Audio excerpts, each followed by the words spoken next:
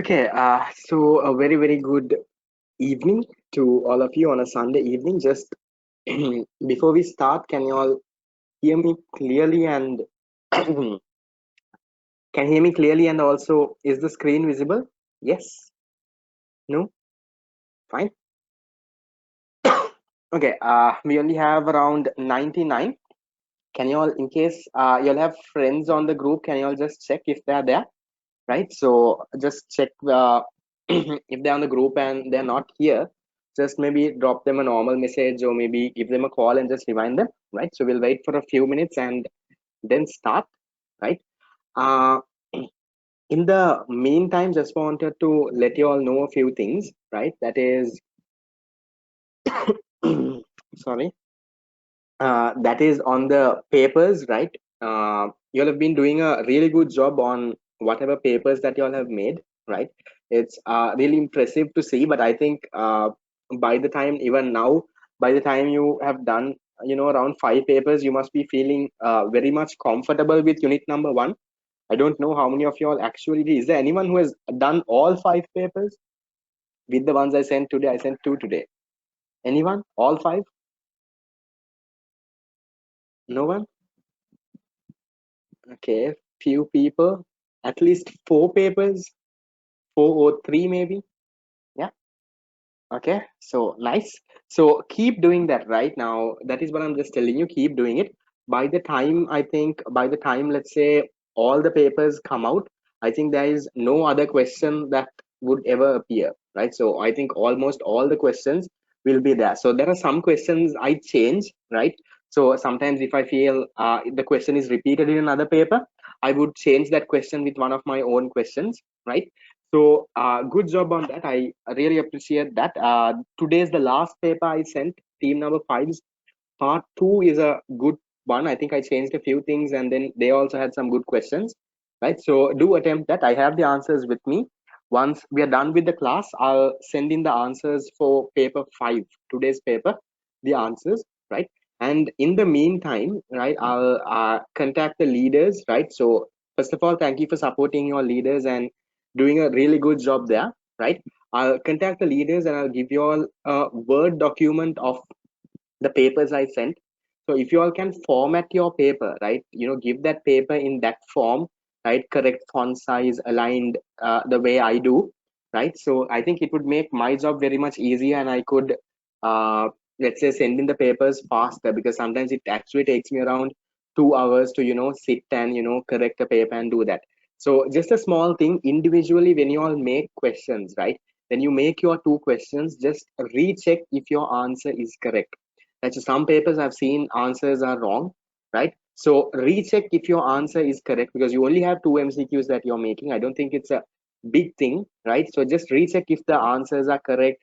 Recheck, let's say, if the maybe the grammar is correct, right? So just do that small thing, right? Because a leader checking 20 questions is hard for that person. But if you, as a person who's making the 2 questions, if you can check your 2 questions properly and give it to the leader, I think it would make things much easier, right? So try to do that and also try to include diagrams. Now, unit number 2, right? So try to include, let's say, demand curves, maybe supply curves, sums, and things like that, right? So what you ideally do is, right, using Microsoft Word, you all can draw, right? You all can draw demand curves using the shapes. You go to insert, you can insert arrows, lines, and all of that, and you can do it, right? So learn those, right? Those are skills that might come in handy at one point in life, right? So small things, how to format a Word document, how to put a diagram into a Word, right? Those small things, learn it maybe now itself, right? Because one day maybe after A levels or someday when you all are going to work, right? Let's say in your office they tell you to make something like this and you say you don't know, right? That will look really bad on you. So these are the small things that I want you all to learn as well, right? How to compile a few things. Okay, so the leaders will stay the same for this month, not this month, for this unit. And then from unit number 3 onwards the leader would change, right? There would be 2 others, yeah, that would work on this. Okay, can you show your face? You really want me to see my face? Okay, I don't know to what extent you all can see this, but okay, do you want me to on my camera for a while? But I thought of anyway having my camera on maybe next class, because this class my Wi-Fi is over, so I'll have it on next class if that's okay, right? So what we'll do is this, right? Now next class on Wednesday, right, I will have the new people coming in, right? So they have not seen me. I'll anyway have my camera on for the while, right? So I'll ask the new people to join by 4:30, right? So I'll give them the introduction about what the program is, and then you all can join in by, let's say, by around 5, right? So our normal time is 5.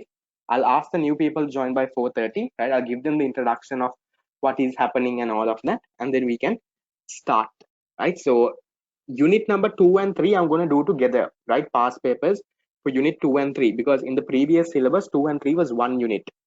So if you look at essay questions, unit 2 and 3, you get only one essay question. So I thought of doing that entire thing together, right, rather than splitting it. So that will also take around, let's say, 4 weeks, right, to get done. So I'll do that part on this. Yeah, friends can join, right? So what they can do is, yes, friends, they can join. So just give them that link, right? The link I put on the group that day, asking them to fill the form, right? So they can do. Yes, I'll give you all 10 minutes of a break. So maybe if you all want to go pray, right? I'll do that. No issues with that. Okay. Those things are there. Okay.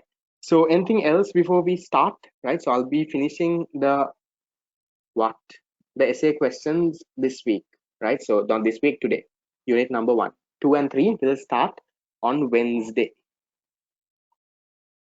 Yes, are we good to go?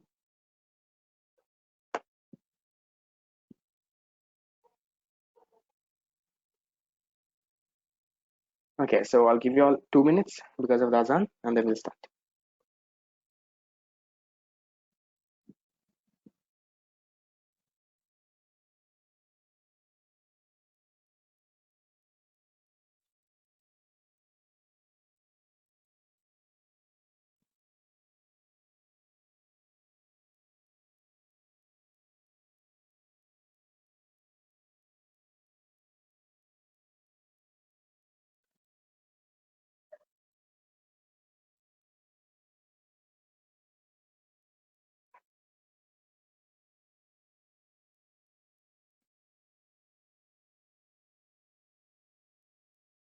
No, paper, I don't think. Okay, paper.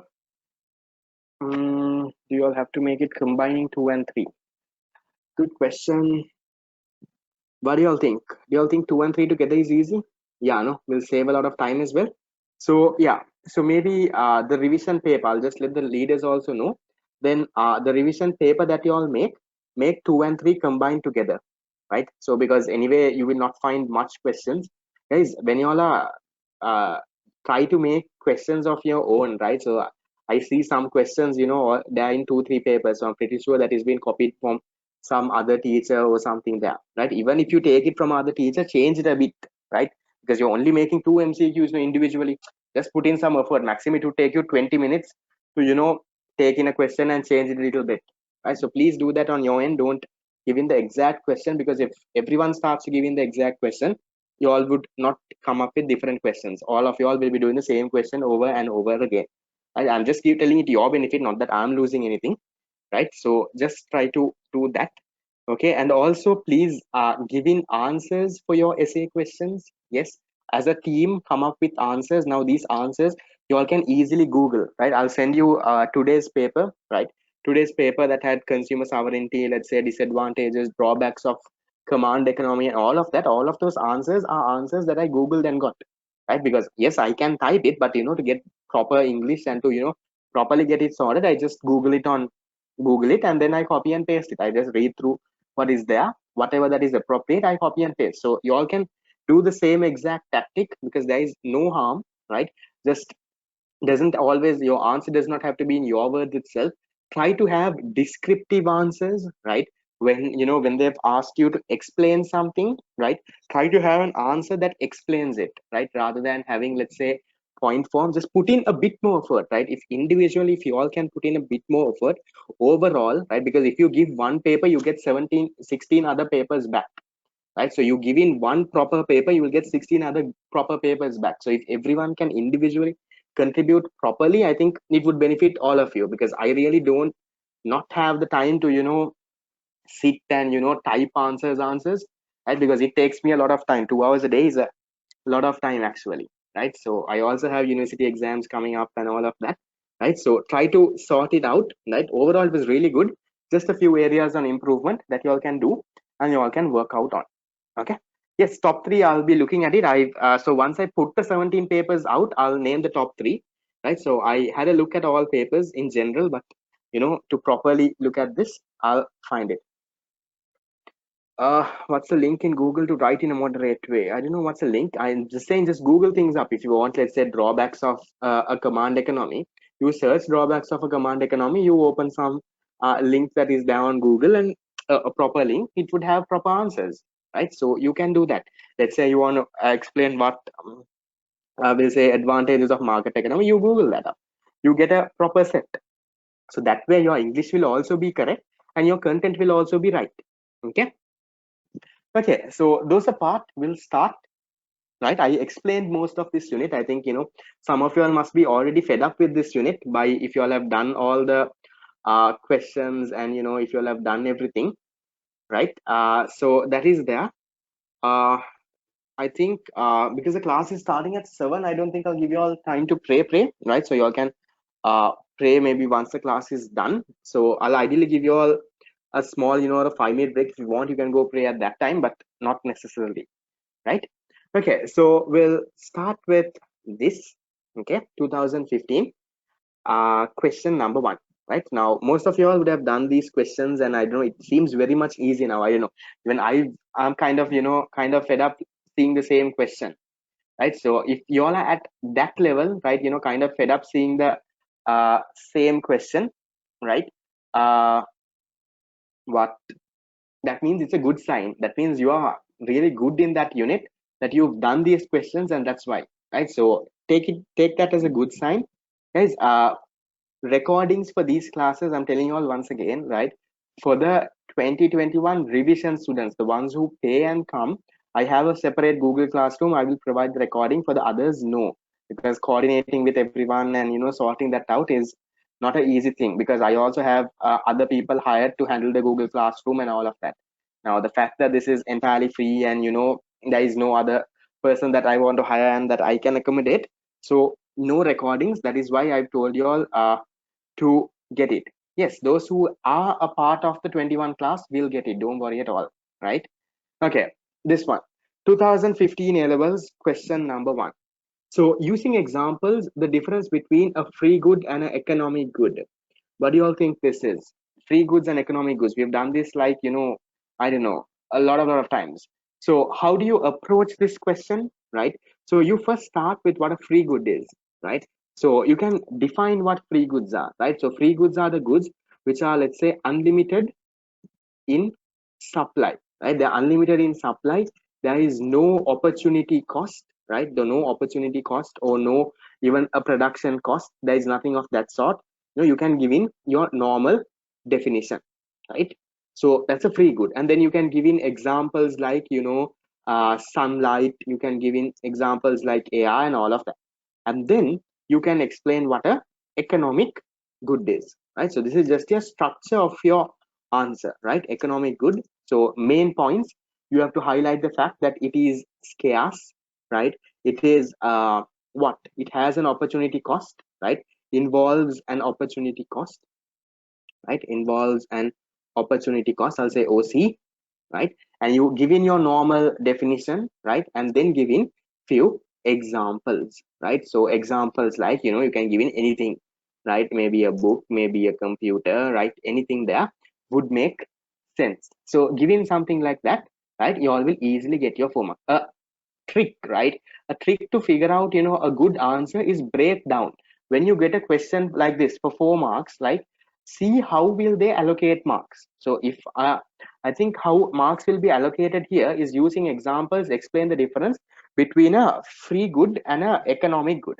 So ideally what I think they would give you is, for the explanation they will give you 1.5 marks each, right? So for a free good explanation, 1.5 marks. So you all have to write, let's say, around 3 to 4 lines, right, with your proper points. And then for the examples, you get half a mark. For economic goods, again, maybe 1.5 marks for the what explanation, half a mark for the example. So break it down that way. Then you all know how much you all need to write. Because if otherwise, you all might be writing too much or might be writing too little. Economic goods give positive satisfaction, yes, you can write that, but then even a free good gives positive satisfaction. But that difference is the positive satisfaction part you can mainly highlight when we talk about a good and a bad. I think last class we did talk about a good and a bad, so then you can highlight that, right? So just giving your basic points, how whatever in your tute, how it's defined and all of that, you all will get your marks there. So that is for question number 1. I think it's not that hard, I didn't go in depth as well. Okay, so we'll move on to the second one. Explain the concept of opportunity cost and describe how opportunity cost can relate to the problem of scarcity. Now, this is that same question. Remember that diagram I drew you? I said limited wants, unlimited wants, limited resources. It leads to scarcity. Scarce resources have alternative uses, right? Because of that, you have to make a choice. Because of the choice, there's an opportunity cost, right? It's that story that you have to explain again. So they say explain the concept of opportunity cost and how can it relate to the problem of scarcity. So how do you start this answer, right? To start this answer, you can ideally do this. You first, right? You first start with defining opportunity cost, right? So I'm giving you the structure. I'm not giving you the answer. You all know what opportunity cost is, right? So you say opportunity cost is the, the cost of the next best alternative when you make a choice, and you say that defining opportunity cost. Then, right, then you have to explain how opportunity cost relates to the problem of scarcity. So in that case, you say there are unlimited bonds, right? You can say unlimited bonds, right? Say unlimited bonds. Those, and there is, let's say, limited resources, right? There is unlimited bonds and limited resources. Because of that, we face a problem called scarcity, right? Because of that, we face a problem called scarcity. These scarce resources, right? Our resources are limited compared to our bonds. That is what scarcity is. These scarce resources have alternative uses, right? Point out that word, alternative uses. Because of this, what do we have to do? Because of this, we have to make a choice, right? Because of this, we have to make a choice. When we make a choice, it leads to opportunity cost. We have to forego something else. The next best thing that we forego is the opportunity cost, right? So that is what you have to write, right? That story, if you can give it in proper words, these are the key words you have to mention. You can mention this and do it. Yes, should be perfect. Yeah, goods are relatively limited. Compare bonds, therefore choice has to be made. Perfect. That is what you have to write using these keywords, right? This is something that I've discussed before as well. Something I discussed even during the MCQs. Okay, there is one person who can't hear me, guys. If you all can't hear me, guys, unless everyone can't hear me, just let me know in the chat box. But there is nothing I can do. And so if you all can't hear me, maybe drop a text to Huck, right? In case there is someone, right now you can hear me, but in a little while you all can't hear me, right? So drop a text to Huck. He will try to sort it out. There's nothing I can do during the class. Okay. Point. Okay, are we okay with these two questions? I think it's very much easy, right? So then we go into the third one. Describe PPCs, right? Production possibility curves.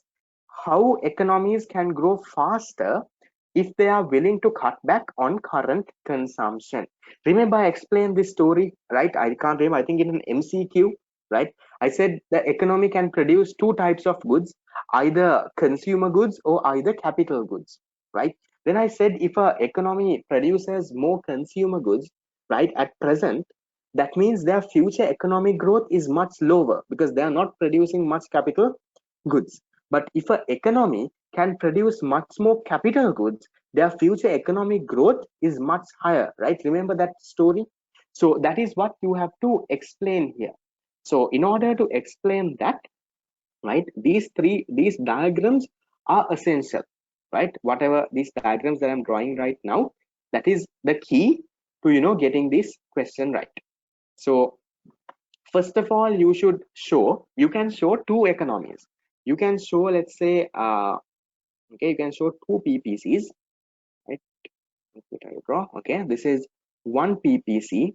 Let's say the two axes, right? Let's say this is capital goods, right? This axis is, let's say, capital goods, and this axis, let's say, is consumer goods, right? So if the economy currently produces, let's say, high amounts of capital goods, let's say they're producing somewhere in this combination, somewhere here, a very high amount of capital goods and less consumer goods.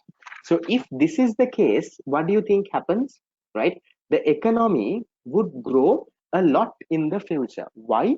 Because they are producing more capital goods. Producing more capital goods means these capital goods can now produce more goods. What are capital goods? Capital goods are things like machines, buildings, vehicles, right? Things like that. Why do we, let's say, produce capital goods? Why do we make capital goods? We make capital goods in order to produce more goods in the future, right? So therefore, if an economy, let's say, produces less consumer goods and produces more capital goods at present, their future economic growth will be much higher, right? So you can show a big growth there, right? And then you can also show the other side of this. There can be economies, right?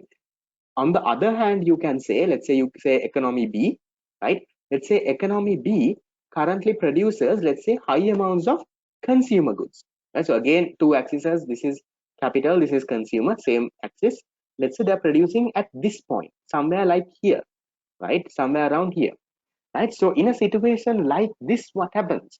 They're producing more consumer goods. Their current living standard is very high, right? So but their future growth potential is low. They will only grow by a little. They will not grow by a lot. Their future growth potential is very much less, right? Why?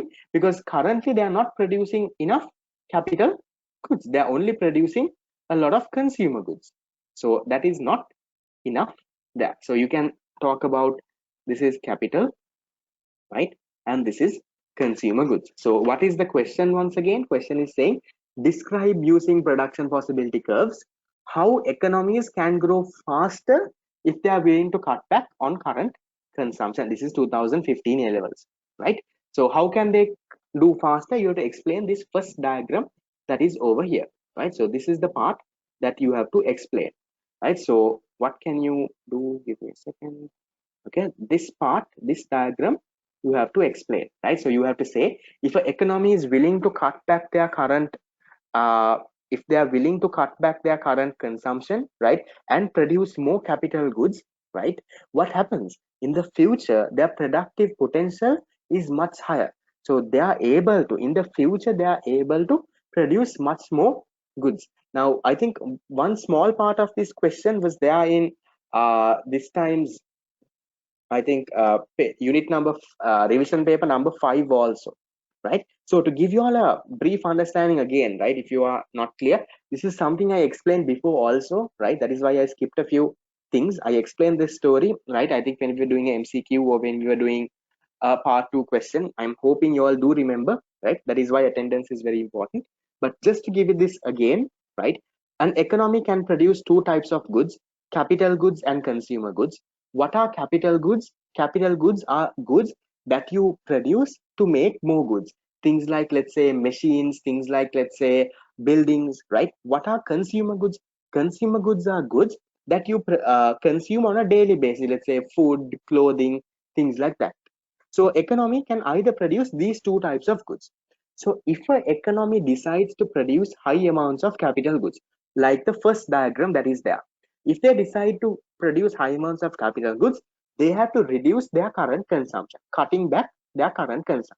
But when they do that, when you produce more capital goods at the present day, what happens in the future, right? Since now you have made a lot of machines and buildings and things like that, in the future, you can now produce a lot of goods, right? So your PPC will shift to the right. Your economy will grow by a lot.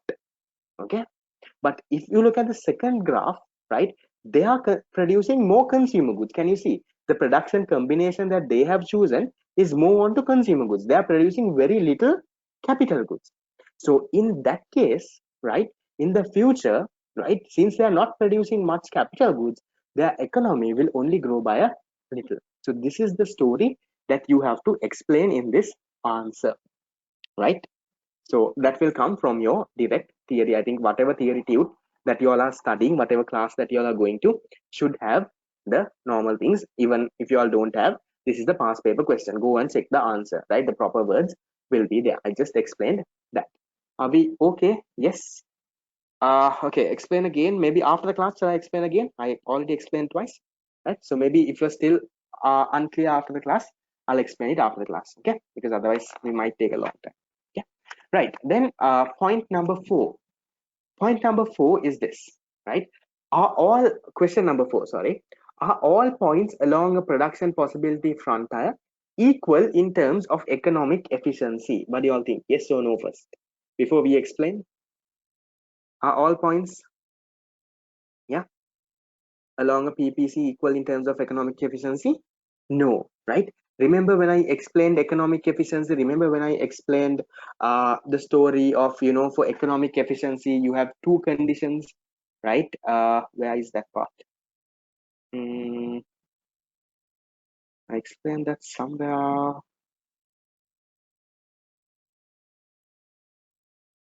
Let me see. 2012. Okay, here. So I'll copy and paste this part again, right? So this is the part that I want to explain, right? So the same thing that they're asking over and over again. Right, let's see if it gets copied and pasted. Exactly, all points show productive efficiency, but only one point shows economic efficiency. Perfect, right? Okay, so coming to this,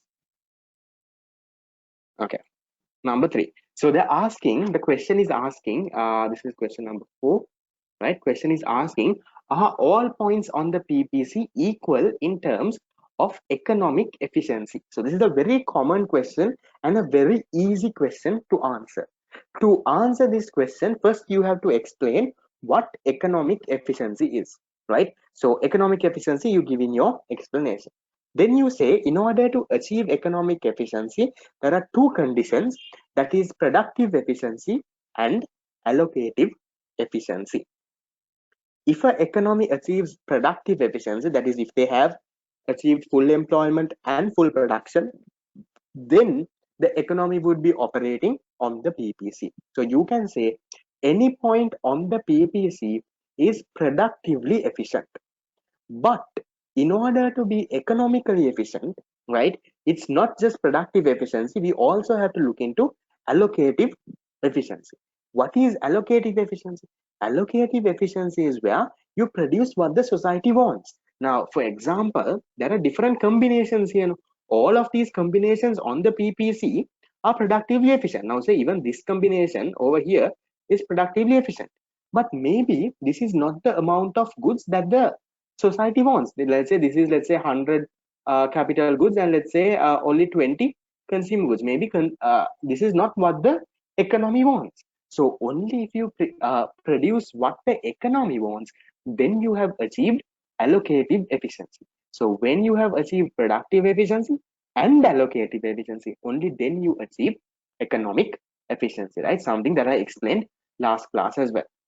So you write what economic efficiency is, explain productive efficiency, say that it is any point on the PPC, then say economic efficiency.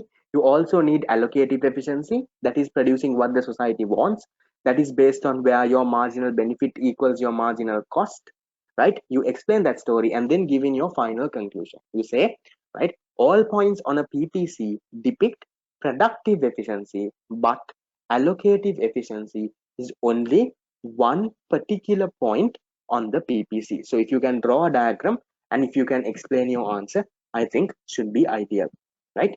So that is what you all have to write. Guys, one more thing I'm letting you all know, right? You all are supposed to do these papers before and come, right? If you are trying to do it with me now, obviously it will be too fast, right? The explanation will be way too fast if it's the first time you are reading the question, right? That is why I tell you all beforehand in the previous class, we're going to do this. So do it and come, right? Because I can't give you all time to do, and if you do that way within 5 months, I'm not able to finish. Even with this pace, we are still kind of slow, right? We've already done 4 classes, we are still in unit number 1. That is why we are having an extra class. So please do the papers and come, right? Refer the answers, do the papers and come, and then listen to my explanation. I'll say how to structure your answer, what things you have to let's say point out, then you can clarify your thing, right? So I'm hoping all of you are at least studying using some form, at least studying a school note, or at least going to some other class and studying, right? I'm hoping you are not coming and listening to me for the very first time. This class should not be a class where you're learning economics or learning these concepts for the very first time, right? Because you can't do it that way. So what I'm doing is I'm explaining something that you have already learned. I'm recalling that thing and showing you how you can structure your answer with that knowledge. So if you have not, let's say, studied unit number 1 or learned unit number 1, maybe at least now start doing that, right? Some of y'all uh what agreed with that, some of y'all thought y'all were falling back, y'all, let's say, joined my revision class, perfectly fine, there is no compulsory thing there. But at least go to some other class at least and learn, right? This can't be the class that you're learning for the very first time, because then I will not structure it this way. I will then have a tute and teach you theory, right? So don't do that. Just saying, do the papers and come, only then you will make the best use of this. Otherwise it would sound Greek. If you just come without having fun the whole week, and then just come open your book in this class, you will not understand anything, because it will be way too fast for you. You can't catch up. Honestly, even I won't be able to catch up if I just open and the teacher is going on like this. Only if you have done the questions, at least attempted the question somewhere, and done something, it would make sense. Okay, so do that the next time, at least, in case you all are lost. I'm just telling for those who are lost. I didn't get any questions saying that they are lost, but in case someone is lost, please do that, right? At least starting from unit number 2. Okay. Okay. Question number 1, 2, and 3 and 4 done. Okay, this is a good question. This is the last question. This is something new. This is something that we did not see in the previous papers. Now, this question says, are market economies necessarily capitalist? Are command economies necessarily socialist? Explain your answer. What do you think? Yes or no first? Are all market economies necessarily capitalist? Are all command economies necessarily socialist? Where does this come from? Now, for this, some people must be wondering, where on earth is this from? This comes from a very simple area, right? I know your teacher would have taught you, right? At one point, classification, right? To classify economic systems, right? Just check wherever, whatever tute that you all are having, right? Classifying economic systems, right? When you classify economic system, there are 3 bases to classify economic systems. Now, like you classify business organizations, you can classify it based on the scale. You can say small, medium, large. You can classify business organizations, let's say, based on the ownership. You can say private ownership or public ownership. You can classify it based on, let's say, the sector, whether they are in the primary sector, secondary sector, or tertiary sector. You are studying business studies, yeah? So same way, economic systems can also be classified based on several criteria. The first criteria to classify economic systems is what? The ownership, right? Okay, you can say number 1 is the ownership. There is no order, but number 1 is the ownership of resources.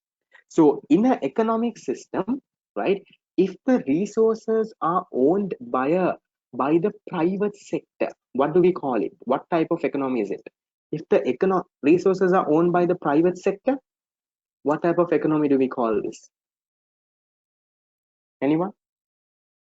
Market? No, not market. If the resources are owned by the private sector, we call this a capitalist, right? We call this a capitalist economy, right? If the resources are owned by the public sector, by the government, right? Then we call this a socialist economy, right? A socialist economy. Then the second base of classifying economic systems, what is that? The first base is the ownership of resources. What is the second one? Right? So the second one is the resource allocation mechanism, or in other words, yes, the decision making mechanism, right? So you can say the resource allocation mechanism, or another word is the decision making mechanism. So if they are using the price mechanism, if an economic system is using the price mechanism to solve their basic economic problems, then what do we call this? What type of economy is it? If they are using the price mechanism, exactly, it is called a market economy, right? Price mechanism, market economy. Don't go into capitalist here. Based on ownership, capitalist, socialist. Based on resource allocation mechanism, right? So if it's price mechanism, market economy. If it is a planning mechanism, then what do we call it? Okay. If it's a planning mechanism, exactly, then it can be either command, or another word for command is plan, right? So this or this. Then the third criteria. What is the third criteria to classify economic systems? Exactly.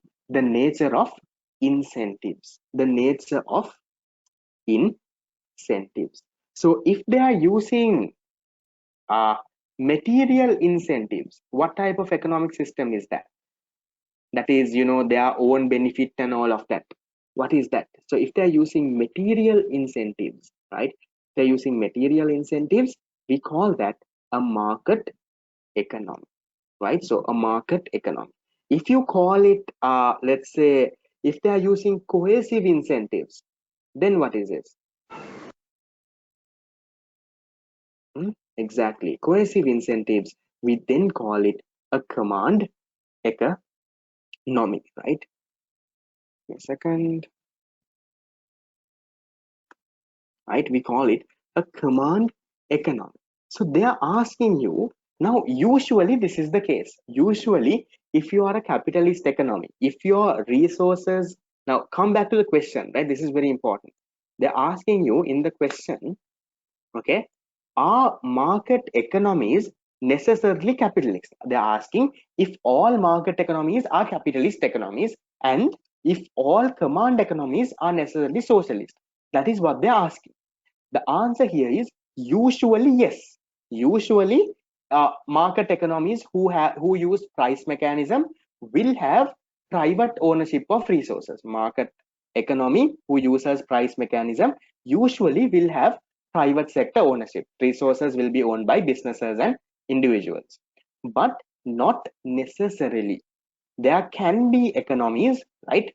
There can be economies which is a market economy which uses price mechanism for resource allocation, but the resources are owned by the public sector. There can be market economies with public ownership of resource. So your answer should be usually yes, but not necessarily. There can be market economies which this is. So you have to clearly say that whether it's a market or a command depends on the resource allocation mechanism that they use, right? Whether it is a capitalist or socialist will depend on the ownership of resources, right? So that is what you have to point out. Okay, type the points. You all can just jot down the points. The answer is there in your past paper book, right? So you start off that way. You start off saying whether economy is a capitalist or socialist will depend on who owns the resources in that country, right? So structure it this way, right? I'll show you how to structure. Start off this way. Start off saying whether a economy is capitalist or socialist will depend on the ownership of resources. Then you can say if the resources are owned by the private sector, it is a capitalist economy. If the resources are owned by the public sector, or in other words the government, it is a socialist economy. Point number one. Point number two, you say whether an economy is a market or a command economy will depend on the resource allocation mechanism. You can leave the incentive part out, right? So then you say if they use price mechanism, it is a market economy.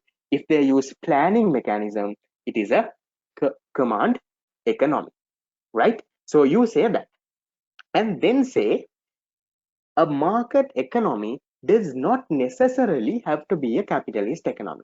There can be situations where a market economy which uses price mechanism can have public ownership of resources. You say that.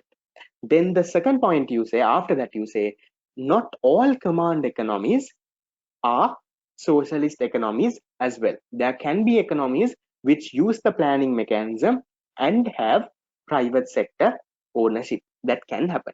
But then you can finally say, in general, yes, market economies are capitalist, command economies socialist, but you have to make it very clear, not always. Now, the word necessarily there says, that means always market has to be capitalist, always command has to be socialist. That is what necessarily in that question means. So if you can explain that, you will get your marks. Okay. What is the difference between coercive and material? Coercive incentives is like someone is forcing you, someone is punishing you. Now, what is the incentive there? Incentive there is what motivates you to do something or what drives you to do something. Coercive incentives is that someone is forcing you to do something. Or if you do not do, they will like punish you. That is why you are doing that thing, right? Material incentives means you are doing something for your own benefit, for your self benefit, for the profit, right? That is what material incentives mean. Okay. Okay, to repeat this in very basic forms, there are no answers like that, right? So just to repeat this in basic things, how you all should structure. Now if this is the first time that you are hearing this, it can be a little Greek, I understand, but I'm hoping you all have done the paper and come. You start off saying, right, ownership of resources, if it is private, it is capitalist. If it is public, it is socialist, right? Then you say resource allocation mechanism. If they use price mechanism, it's market. With planning mechanism, command. And then you should say, in there could be market economic systems that use the price mechanism but have public ownership of resources. So not all market economies are necessarily capitalist economic systems. Same thing you say the other way then. There can be command economic systems who use the planning mechanism which have private sector ownership. So you can say not all command economies are necessarily socialist economies. You can say that. And then you can finally, if you want, you can say usually this is the case but not necessarily, you know, something like that. If you can give, you can do. Yes, we have something called moral incentives, but I didn't put it here. You don't really need that here. Okay, that is what you all have to write. That's a good question, right? That was only once that question came, they never repeated that question ever again. Okay, so that is that part. Okay, done with that. Moving on to the next paper, right? So in this paper I'll say it's question number 5. That is the tricky question. All other questions are questions that has already been repeated over and over again. Okay, so moving on to this then. Moving on to 2016 LA Wells. Okay, again a easy question.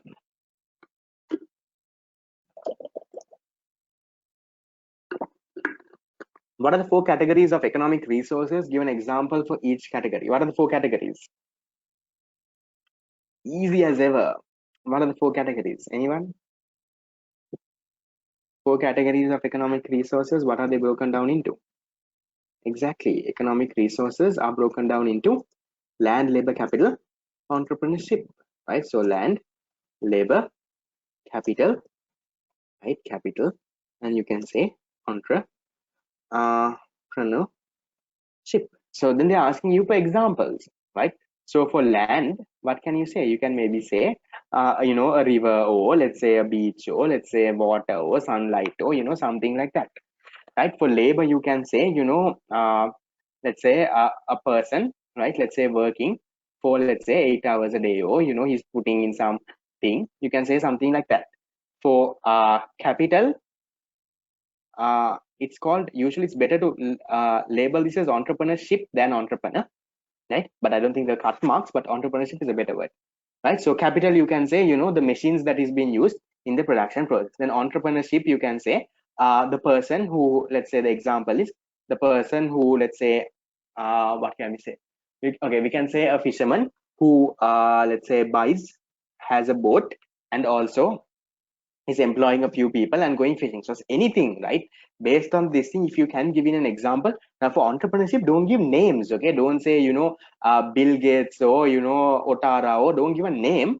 Give in an example. Given based on the role that he gives, maybe say a person who, let's say, buys capital and, you know, has labor and who combines this thing, something like that, right? So you check the answers in the paper, you will get some sort of understanding. So 4 marks there. It is a very simple thing. They're only asking what are the 4 categories. You don't have to explain the 4 categories.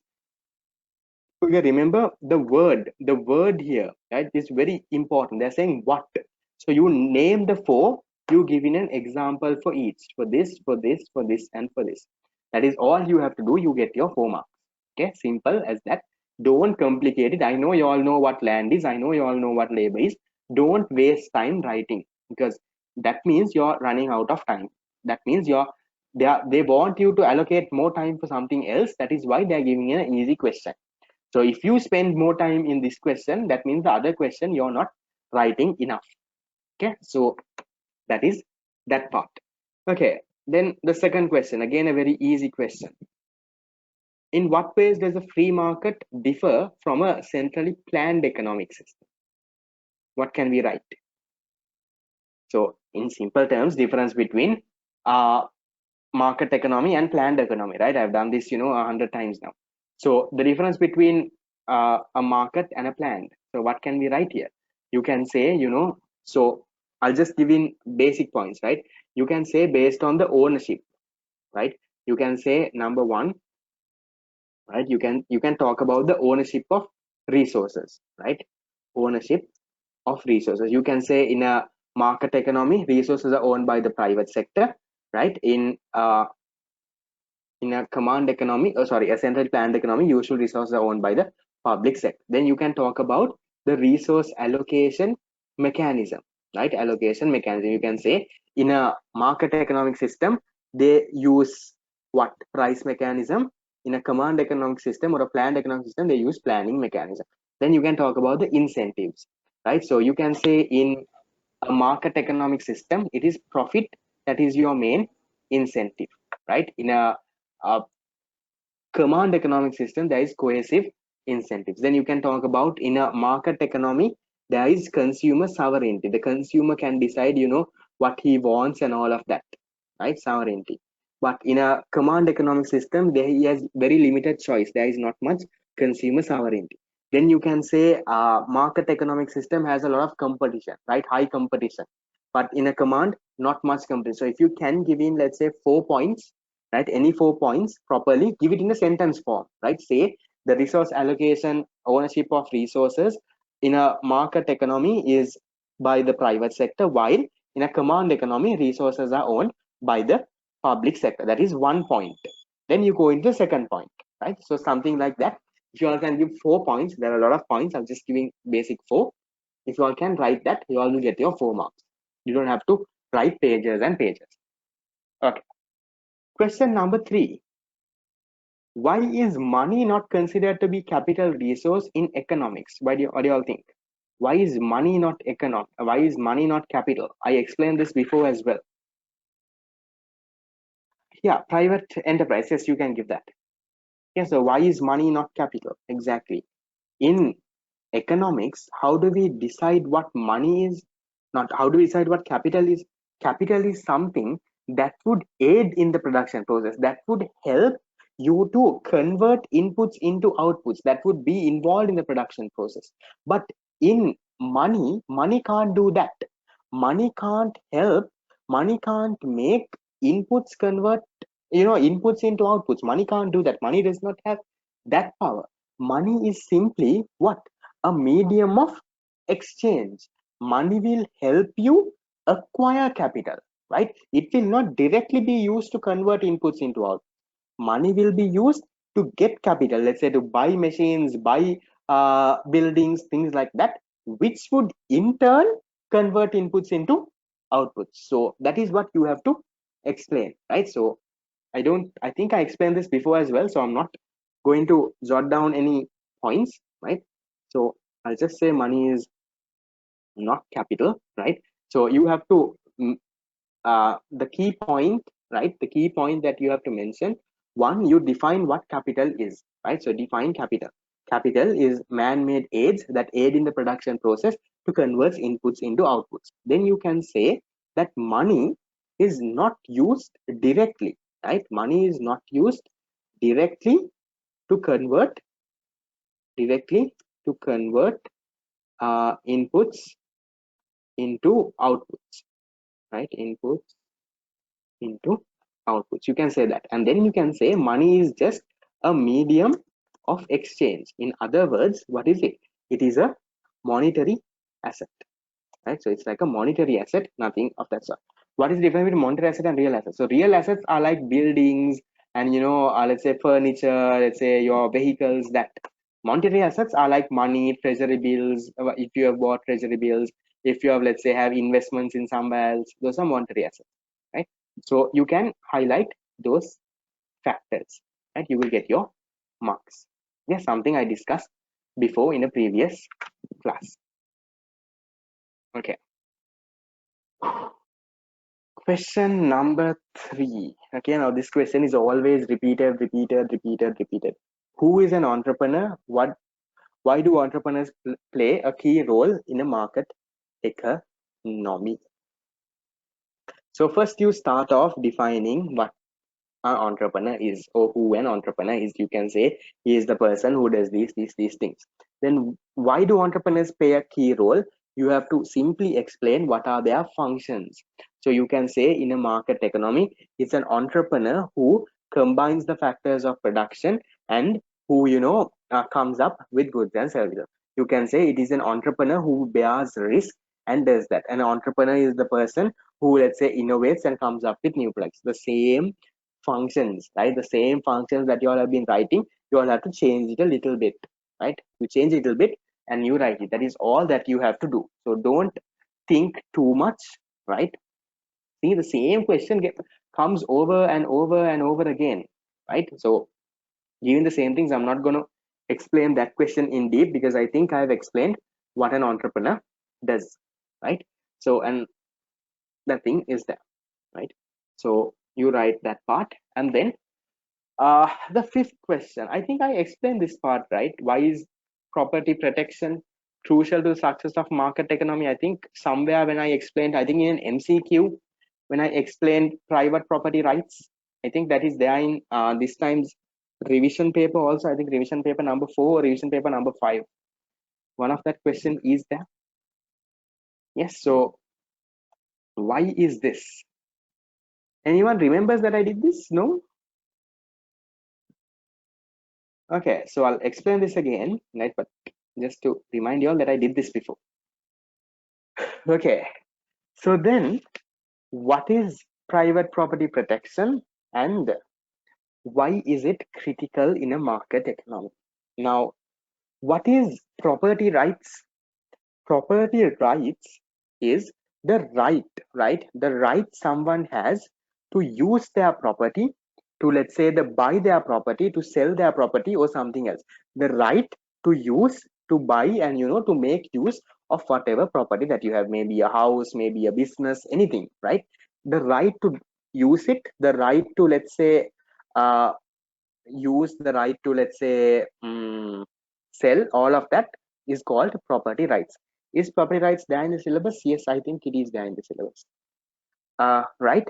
So because these property rights, now only if someone has property rights, that person will engage in the production process, right? I've given a proper structured answer in the. Can someone just let me know whether this was in the 4th revision paper or in the 5th revision paper? Which one? 4th or 5th? 5th? Okay, so I'll send in the answer. That answer has a proper structured answer, the one that I gave in my revision tutor as well. That is the answer I gave, right? So that answer, you all go through that. That makes proper sense, right? So then you say, right, now in a market economy, now think in simple terms. Let's say you're living in a house, right? How can you prove that house is yours? You can prove that house is yours, right, based on the deed. Exactly, the house deed that you have. Now who issues this house deed? This house deed is issued by the government, right? It's the government. Exactly, the government issues this house deed. But now if you look at a market economy, do we have a government? Do we have a government? No, there is no government, right? So then who will, then there is an issue about property rights, no? How can I say that this house is mine? Let's say now, okay, now I have started classes under this name called iTutor, right? So how can I say that iTutor is my own thing? What if someone else comes the next day? Now, how now if I register my business, right? So I can claim it. But then if there is no government or someone like that, how can I claim it? No way. So because of that, I am scared now.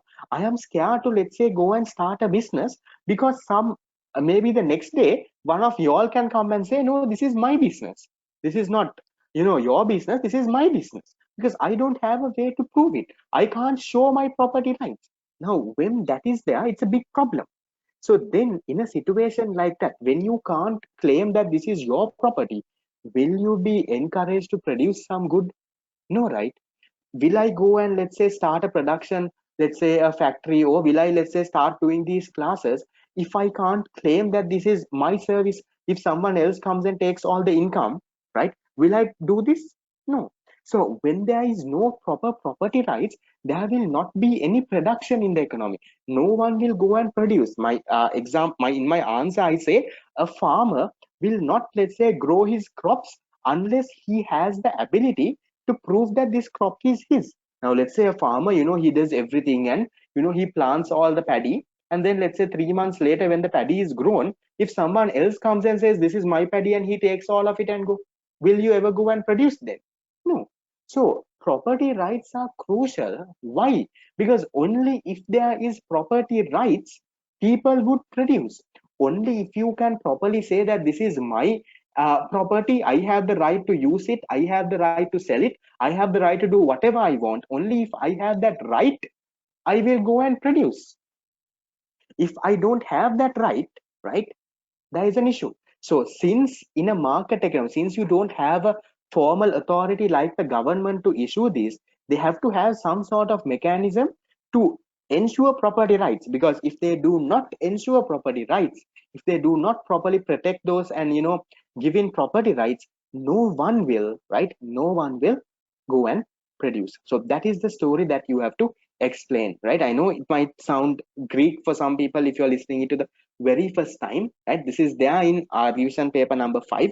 Once I'm done with this class, I have the answer. If you want, I can send it now also. But once I'm done with the class, I'll send the answers for this paper, right? So I think I included why is property rights so crucial. Or I think it's the students who include. I changed the question a bit, or I can't remember exactly what I did, but that question is there, right? So the answer format is exactly there, right? How should you structure your answer is there. So don't worry about that. The explanation is what I just told. Okay, that is it with 2016. Okay, are we okay? Shape fine? Any things anyone lost? Okay, one more thing, guys. Just forget to tell you all, right?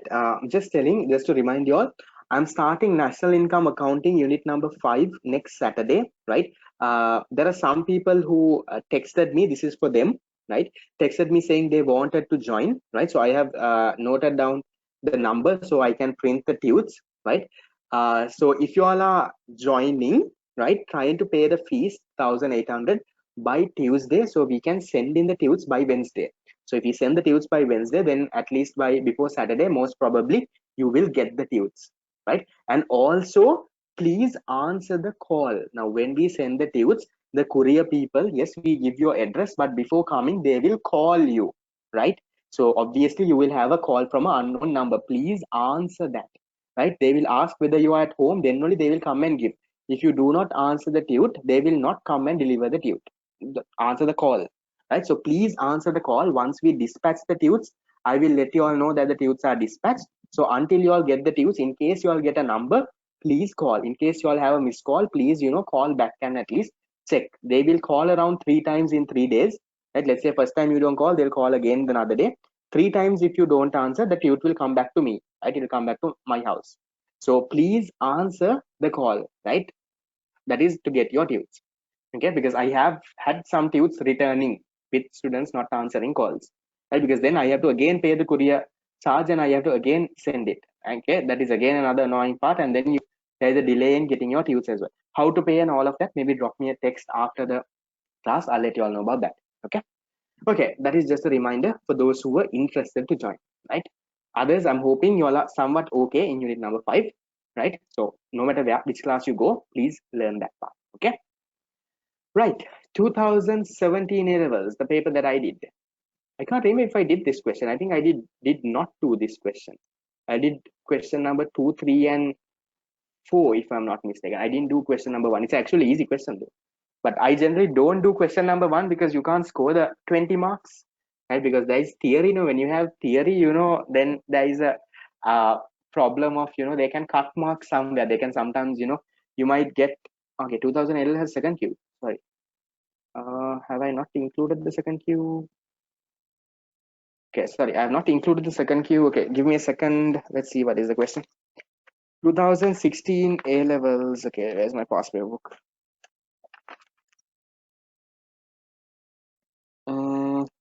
Okay, 2016. Okay, that question is also on this. Okay, give me a second. Let me get this paper. 2016 A levels. Thank you for reminding.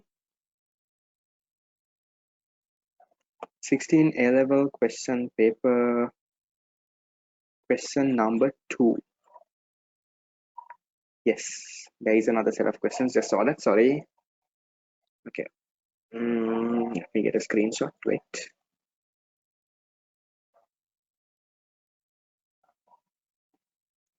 Okay, so this is the question, right? 2016 A levels question number 2, right? So this is an easy question, right? First of all, what is a production possibility frontier? List the assumptions when you make. So you define what a PPC is, right? You say PPC is a graphical illustration of the maximum possible amount of different combinations of two goods an economy can make by using all its resources, whatever that you have in your tute, put it down there. Then what are the assumptions? You only make two goods. Resource, let's say the amount of resources in terms of quality and quantity will remain constant. Technology is constant given point of time. Yes, resources are used efficiently, and there's all resources are being used in the economy, right? So you give in those assumptions, you get your 4 marks. Easy question. What causes a PPC to shift outward, right? Remember I said PPC will shift inwards or outwards for 2 main reasons when the determinants change. You can say number 1, maybe when the factor endowment increases, right? When the factor endowment, that is the land, labor, capital, entrepreneurship, if that increases, PPC will shift outwards. And second point is when the productivity increases, increase in factor productivity, right? So when the factor productivity, maybe there is training given, or let's say there is division of labor that is happening, maybe new technology that is coming in, right? All of that PPC will shift outward. Easy thing, right? So I'm not typing that. Then what does increasing opportunity cost mean? Again, a question that we have done, right? What is increasing opportunity cost? That is when you keep on increasing the production of one unit by equal quantities, the amount of the other good that you have to give up keeps on increasing. That is what increasing opportunity cost. So you can write the definition, right? Explain that a bit. And what are the implications of this concept for the shape of the PPF?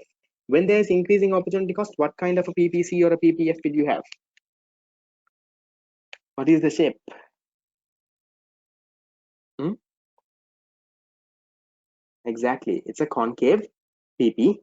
So you can say in a situation of increasing opportunity cost, there's a concave PPC. You can draw a PPC and you can show how increasing opportunity cost works, bowed outwards, right? So explain that. And then you have easy parts. Right? These are easy questions, right? This is as easy as it could get. Question number 4, draw a PPF for a country facing increasing opportunity cost, producing paddy and textile. Implication means what does this suggest, right? What are the implications of this concept? Because of increasing opportunity cost, what does it imply? What does it say about the shape of the PPC? It says that the shape of the PPC is outwards, bowed outwards or concave. Okay, so draw a PPC. Remember they're saying the two axes as paddy and textile. So don't go and put X and Y, or consumer goods or capital goods. When they've given you that the two axes are this, the two goods are this, you please go and make sure you include those two goods, not any other goods, right? Show how the PPF changes given the following events. A new and better fertilizer is invested. Now, when there is invented, when there is fertilizer, you have to remember it only affects the paddy industry. It does not affect all the industries, right? It does not affect the textile industry. So only in the paddy industry you will have a rightward shift, right? So you draw your PPC this way, right? So you have your, okay, this cannot be seen. Okay, so you draw a PPC, right? You draw a PPC. Let's say this is paddy, right? You label your two axes. This is paddy, this is textile. So when there is a new fertilizer that comes in, the productivity of the paddy industry increases. Now, when you put fertilizer, your land is more productive. You can get more output, more, let's say more, whatever coverage, not coverage, more crops or more output, right, from your land, right, from the seeds that you grow. So then this would shift here, right? So it would shift like this. It's hard to draw, but only a shift in the paddy curve. That is how you draw the first one. Okay. Second one, there is a surge in the quantity of labor which can be employed in both sectors. What do you think happens here? Is this unemployment reducing, or is this new people coming in? What do you all think? Is it a shift, or what is it? How do we show this? B, is it? There is a surge in the quantity of labor which can be employed. In other words, the amount of people you can employ has increased. Maybe now, for some reason, people who are outside the country have now come into the country. So the amount of labor you can employ has increased. So this is a rightward shift, right? The amount of labor resource increases, right? Draw that, easy thing. Then in C, a severe drought has resulted in 10% decrease in unusable farmland. So when that happens, what do you do? So when there is a drought, right, what has happened? Your land has reduced, right? The amount of land resource that you have is now less. So you have a leftward shift, but only in the paddy industry. This will not affect the textile, no, right? So you will have the PPC like this. Let's say this is paddy. Let's say this is textile. So when there is a drought, the amount of land that you can use is reducing. So what is happening? Resource endowment is falling, right? So what do you do? So this would happen. It would be like this. It would be a shift only in the paddy industry. And then new technology is invested in the textile industry. So easy thing, right? PPC, right? You have textile, if this is textile, if this is paddy, not paddy, yeah, paddy. So PPC will shift to the right only in the textile industry. Something like this. Invented in the textile industry, reduce cost of production. So something like that, if you do, you would get your marks. Do you have to give an explanation for this? I don't think, because they're not explaining. They're saying draw a PPC. So maybe in a line you can say that this shifts this thing, but you don't have to give an explanation more than that, because otherwise they would say draw and explain these situations, or draw and briefly explain this. Then maybe if you can give in, it's okay, but you have to properly label the two axes, properly label the PPCs and show that. Okay, that is that. Okay. Question number 5. State the difference between productive efficiency and allocative efficiency. What is productive efficiency, allocative efficiency? Now, this is something I've been talking about all day long, right? Productive efficiency, explain what it is. Allocative efficiency, explain what it is, right? So that is all that you have to do. Easy question, as easy as it can get. How are the marks allocated? Fourth question. So fourth question, 6 marks. Okay, so maybe, okay, maybe 1 mark for the diagram. Maybe you can give in, let's say, half a mark, right? They can give in you half a mark for writing what it is. So give in a very brief, let's say in 1 line, explain what is happening, right? So maybe that is the way they would give you. Could tell us what are the questions to help us score the full marks in the exam? uh I'll teach you. Don't worry, right? Before we go into A levels, I'll teach you the tricks, right? I do a separate tips and tricks seminar, right? How to actually handle the paper and what questions to target. When the time is right, I'll tell you all that. Right now, study all the units. Okay, so do that. Don't worry. By the time somewhere around, I did this last time before my final seminar. That was on June, somewhere around June this year. That is when I did. So I'll do it for you all as well. Don't worry. Okay. Okay, my mouth hurts now. 2017. These are easy questions, guys. So I'm not going into very detail in some, right? Things that we have discussed over and over again. Okay, so I want answers from you all as well. So based on how many answers I get, I can figure out how well you all have understood this. Because if I'm getting very less answers, that means you all have not understood. I will try to explain a bit more. So if you all know answers, right? If I do ask a small question, try to give in answers. Okay. Okay. Following diagram shows the. So the previous question was which year? Previous question was 2016. Question number 2. 2016 had 2 questions in unit number 1. Question 1 and 2. So this is 2017. Okay. The following diagram shows the PPC for an economy which produces civilian goods and military goods. Assume the economy is producing at point K. Okay, they're producing more civil goods, less military goods.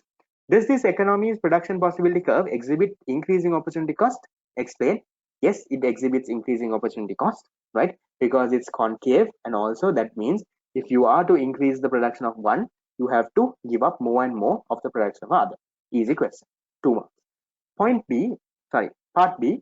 If this economy was to go for war, the most likely move would be from K to which point? They'll go to what? If they want to go to war, they would want what goods? They would want more military goods. So from K, they will move to T. The production combination T gives more military goods. Why will they not go to M? Now M gives the highest amount of military goods. But if you go to M, that means you are not producing any civil goods. Can you survive that way? You can't survive that way. So you will not go to T.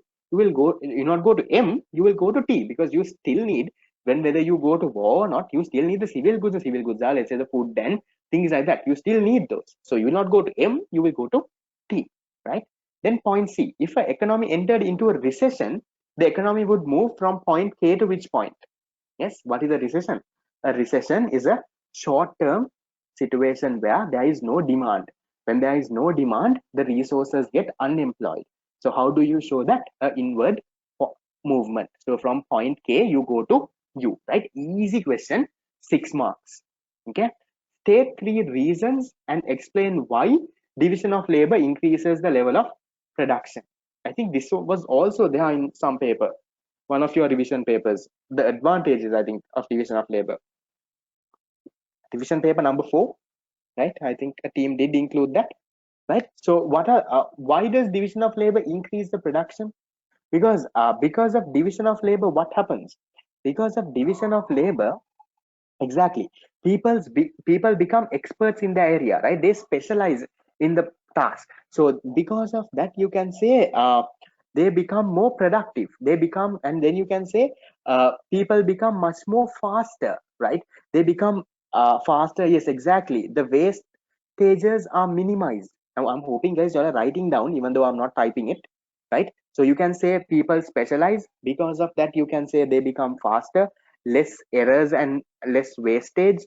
Then you can say training is easy, right? Because of division of labor, you don't have to train one person to do the entire thing. No, you can only train him. Let's say a car production, you only train a fellow to, let's say, make the tires. So it's very easy to train. So therefore you can soon get the person to make a thing. Yes, you can highlight that. Easy to organize. It saves time. Exactly. So you can highlight points like that. They're asking state 3 reasons. So don't go and explain.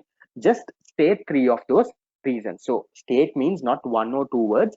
When you state also, like state it, let's say, in 1 or 2 lines, right? Try to give it that way. It gives a better impression to the examiner. Okay, exactly. Division of labor encourages the introduction of new machines. Now, because of division of labor, you are large scale, you can introduce new machines. Again, your productivity increases. You can increase your production. Okay, so those points. With the help of a PPC, explain the concept of scarcity. How can you explain scarcity, guys? Scarcity is a point outside, right? So this same diagram that is on top, you can draw, and the point E that is there in this diagram, right? You can show that. Then you can say, how do you explain this now? Now, how will they give you marks is 1 mark ideally for the diagram. Okay, 1 mark for the diagram. And then first you start by saying what scarcity is. You say scarcity is an unattainable point where you do not have enough resources to produce that combination, then you can say the PPC shows the maximum output that can be produced. So therefore, scarcity is a point outside the PPC. So if you can give in some explanation like that, you all will get your mark. Okay. Then what functions do price serve in a market economy? I think I've repeated this more and more times, right? The three functions: informative, right, or signaling. Second one is incentive. Third one, allocative or rationing function. Just you have to state that, you don't have to explain. They're asking what functions do price serve in a market. Nothing to explain. Just if you can state those, I think it should be more than enough. Then again, last one, state the disadvantages in a command economy. In revision paper 5, there is one that talks about to explain the drawbacks of a command economy. I have the answer. I'll send in the answer. Revision paper 5 or revision paper 2. Yes, exactly. No competition, right? Delays in decision making. Then you can say it's very hard to coordinate, right? Since you only have the government, right? Coordinating is very hard. Consumer sovereignty does not exist, right? There is no free entrepreneurship and all of that. Lack of quality, yes, perfect. You can say inefficient uh, resource allocation and all of that, right? So those are the things that you can write exactly. So I'm hoping you all know most of this. I'm just asking, do you all feel that questions are getting easier? Yes, compared to how we started. Yeah, questions are getting easier, right? So why are the questions getting easy? It's getting easier because the same questions are getting repeated. Yeah. So that is why I'm not even taking time and I am doing this. Trust me, this is not an easy paper. This is the same paper like previous papers. The only reason it's getting easier is because you all have done these questions now. That is exactly why I'm doing this program, and that is why I want you all to come properly. Right. So by the time we do all these papers and by the time you all do the revision papers, right, by the time you all do the revision papers, I think all the questions that is there is covered, right? Yes, you all will get repeated questions. I'll show you the 2020 paper, right? So think you are a 2020 student and you did all these papers and went, see what you all get in 2020. Because look, economics is a subject that is not changing. This is not business studies. These theories, PPC, productive efficiency, allocative efficiency, market economy, command economy, were concepts that came, let's say, 100 200 years ago, right? In your A-level syllabus, they're just giving you the basics here. So these theories will not change. Productive efficiency will not change. Allocative efficiency is not going to change. What a PPC is not going to change. What increasing opportunity cost is not going to change. So there is an amount of questions the examiner can also ask, right? All the questions that they were able to ask has already been asked, right? So therefore, right, uh, what therefore all the questions will be the same things. Okay, you can send the economics paper along with the answers. Certain papers you sent didn't have the answers in them. uh I sent the answers separately. I think for 4 papers I have sent the paper separately. I sent the answers also separately. The answers will not be in the same document. I send the questions first so that you can do the questions and then recheck with your answers. Now question paper 5, just properly check the group. Okay, I think I have sent, right? Sorry, A-level papers. So these papers I will not type answers again and send, because answers are there behind your textbook, no? So just remember my explanation, and then behind the textbook you have the answer. So sometimes textbook will only have points, so it is up to you, because I don't really have the time to, let's say, properly type in an answer for this. But the textbook answer is okay, right? I'm not saying it's wrong, it's okay. But you sometimes, in certain instances, you will have to write what is more than there in the textbook. Okay, so I don't really have the time. Otherwise I would have typed my own answers, but this takes some time, right? So I don't, because I am a bit busy typing answers for your revision papers. So this, you all already have the answers, don't worry at all, right? If you can get hold of the original marking scheme. 2017 answers. 2017 answers, I didn't write anything, I just explained the answers, right? So that is 2017, right? It's a very easy paper, nothing there. Now we will go in 2018. You will say it gets easier as it is. Okay. Okay, easy one, right? What distinguishes entrepreneurship from labor as a factor of production. So you start off saying entrepreneur mobilizes the factors of production while labor is simply employed in the process. An entrepreneur makes policy decision making, right? Policy decisions. What does the labor do? He simply implements it. An entrepreneur faces a risk. He can either get a profit or loss. Labor has a guaranteed return where he will get wages. An entrepreneur introduces innovation and all of that. Labor does not do that. So something like that, if you can give in, you will get your 4 marks. Easy at ease. Entrepreneurship is a very common question. They ask year and year and year. Okay. Question number 2. Explain a law of increasing opportunity cost. What causes opportunity cost to increase? Same questions repeated, right? So exactly. So what is law of increasing opportunity cost? That is where when you are going to increase the output of one good by equal units, the amount of output of the other good, right, that you have to give up keeps on increasing. The amount of good that you forego keeps on increasing, right? So then what are the reasons? Guys, what are the reasons for increasing opportunity cost? Okay, I've got one answer. Anyone else? Reasons, at least giving one answer. Hmm? Yes, non-homogeneous resources, right? The resources used in the industry are non-homogeneous. In other words, heterogeneous resources. In other words, is increasing opportunity cost, right? Then another reason can be, the efficiency, right? Resources efficient in one industry are not efficient for another industry, right? And then you can say the production technology used in one industry is different from the production technology used in another. So if you can give in that, you will get your 4 marks. That law of diminishing marginal returns. I don't know where exactly this connects. I'll also recheck. I remember someone else told me this before as well. Increasing opportunity cost, law of diminishing marginal returns. Okay, maybe, yeah, you can connect there, but yeah, ship. Okay, so things like that, right? Okay, list the 3 fundamental questions any economic system must answer and outline briefly the 3 economic systems that have evolved to answer these 3 questions. What are the 3 fundamental economic questions an economy has to answer? Fundamental questions, 3 fundamental questions. Yeah, what to produce, in what quantity, that is the resource allocation decision, right? How to produce, right, that is the production decision, right, production technique. And then whom to produce, that is the distribution decision, right? So that is what they have to do. What to produce in what quantity, how to produce, who to produce. You list those 3. First part of the question done. What are the 3 basic economic systems that have evolved to answer these questions?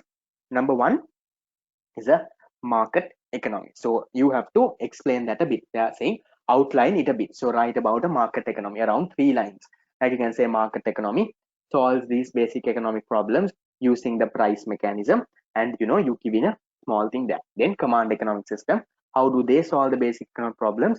They use the planning mechanism and do that. Then how does a mixed economy do? The private sector will use the price mechanism.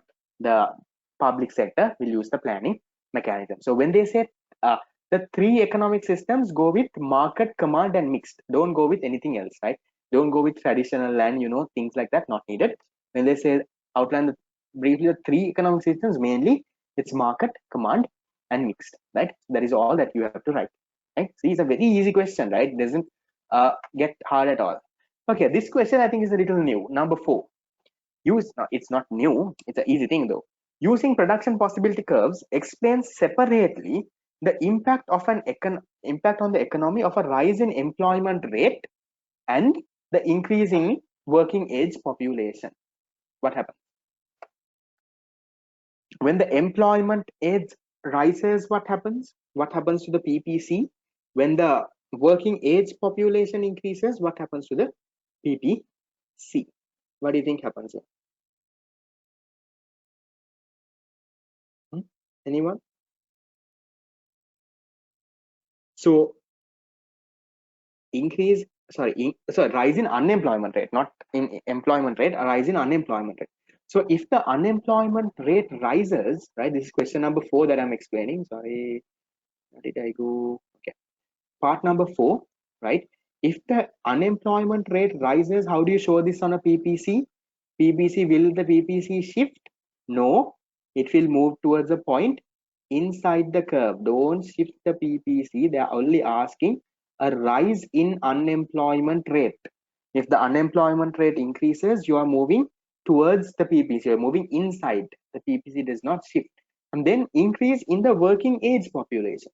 Increase in working age population, what happens? Increase in working age population, exactly, the PPC will now shift to the right, right? Because what has happened here, the labor force will increase. Now you have more labor, now you have more people who can work. Maybe earlier everyone were children, now they are above 18 now, most of them. So now the working age population has increased. What does that mean? More labor means your factor endowment has increased, exactly. So then it goes to the right. So this is what you have to draw and explain. So you get 1 mark for the diagram, 1 mark for the explanation, right? So very simple things, right? Okay, part number 5. If you are not charged, what's the logical reason for unemployment rate being a movement of a point? So what is a PPC showing you? PPC is showing you the maximum possible output you can produce using all the given resources, right? Based on that only we draw the PPC. So the determinants of a PPC, that is the factor endowment, how much of factor of production you have, and the factor productivity. Only if these two change, you will be able to produce more or produce less. Produce more means factor endowment or productivity increases, rightward shift. Produce less means factor endowment decreases or productivity decreases, shift left. But in a situation of unemployment rising, are you losing anything? Is the amount of labor you have, is it decreasing? No, you still have that labor, but now this labor does not have jobs. So you're not working. Now if you have full employment, you will be working on the PPC. You have utilized all your resources to the fullest. But when there is unemployment, that means you're working in a point inside the PPC. You can do better, right? But you're not doing better because your resources are unemployed. That is why, that is the logical reason why unemployment is a movement inside. So that means you can do better, but you're not doing a big thing. Let's say these people, let's say they migrate, let's say these people go out of the country, then you have completely lost this labor, then your labor has decreased. If they say the people have migrated, then you move, then you shift the PPC inwards. But unemployment, no, you still have that people, but the people is not there. Is unemployment increase, is it a recession? Because of an unemployment, there is recession also. Because of a recession, now what is a recession? A recession is where there is a fall in the aggregate demand. There is no demand for goods, right? The aggregate demand falls because people is not spending much money. So when people are not spending much money, right, then what do you think happens?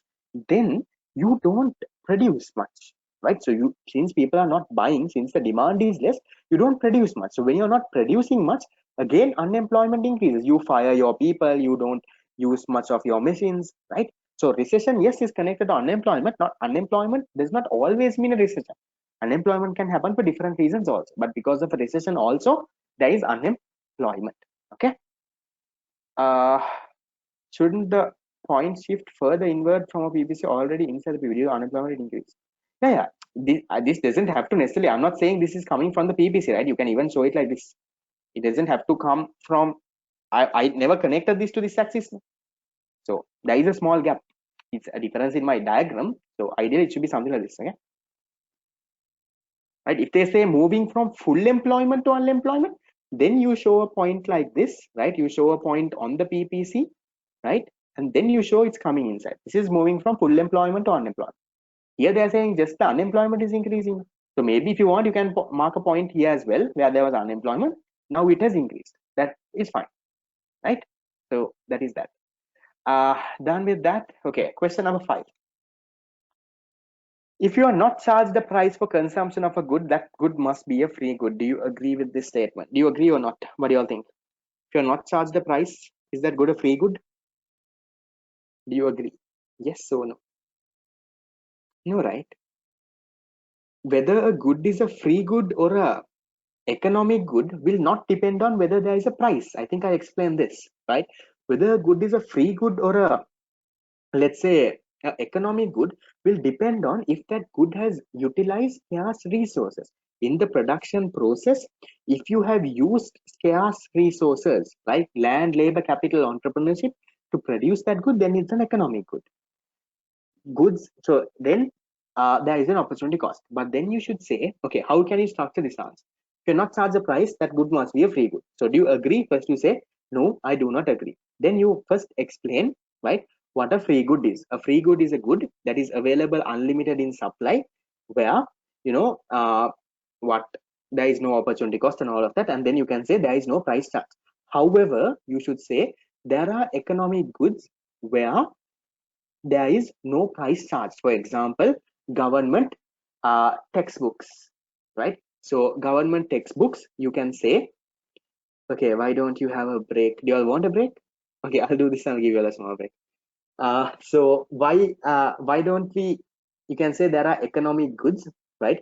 Economic goods, things like, you know, government textbooks, where we use where we use economic resources, land, labor, capital, entrepreneurship, but it is given free for the consumer. The consumer is not charged a price, but that does not mean those government textbooks are what, free goods. So whether a good is a free good or not will depend on whether we have used economic resources in the production process. If we have used economic resources, then it would be an economic good. If you have not used, then it would be a free good, right? So if you can explain that story, simple thing, same thing, they're changing it in different ways, right? Without asking or differentiate between free good and economic good, they're giving you a sentence like this and asking you to explain. There is nothing new that they are testing now, because they don't have, the examiner does not have questions.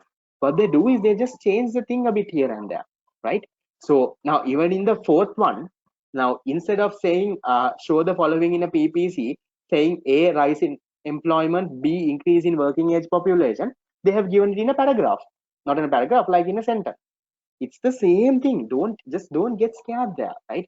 So same point. You now the fourth question they can show, they can say explain the following using a ppc. A, rise in employment unemployment rate. B, increase in working age population. When you do that, you can do it, right? But when they give you a sentence, now we are wondering, what should we really do, right? So that is that. Companies distributing, uh okay, only half an hour.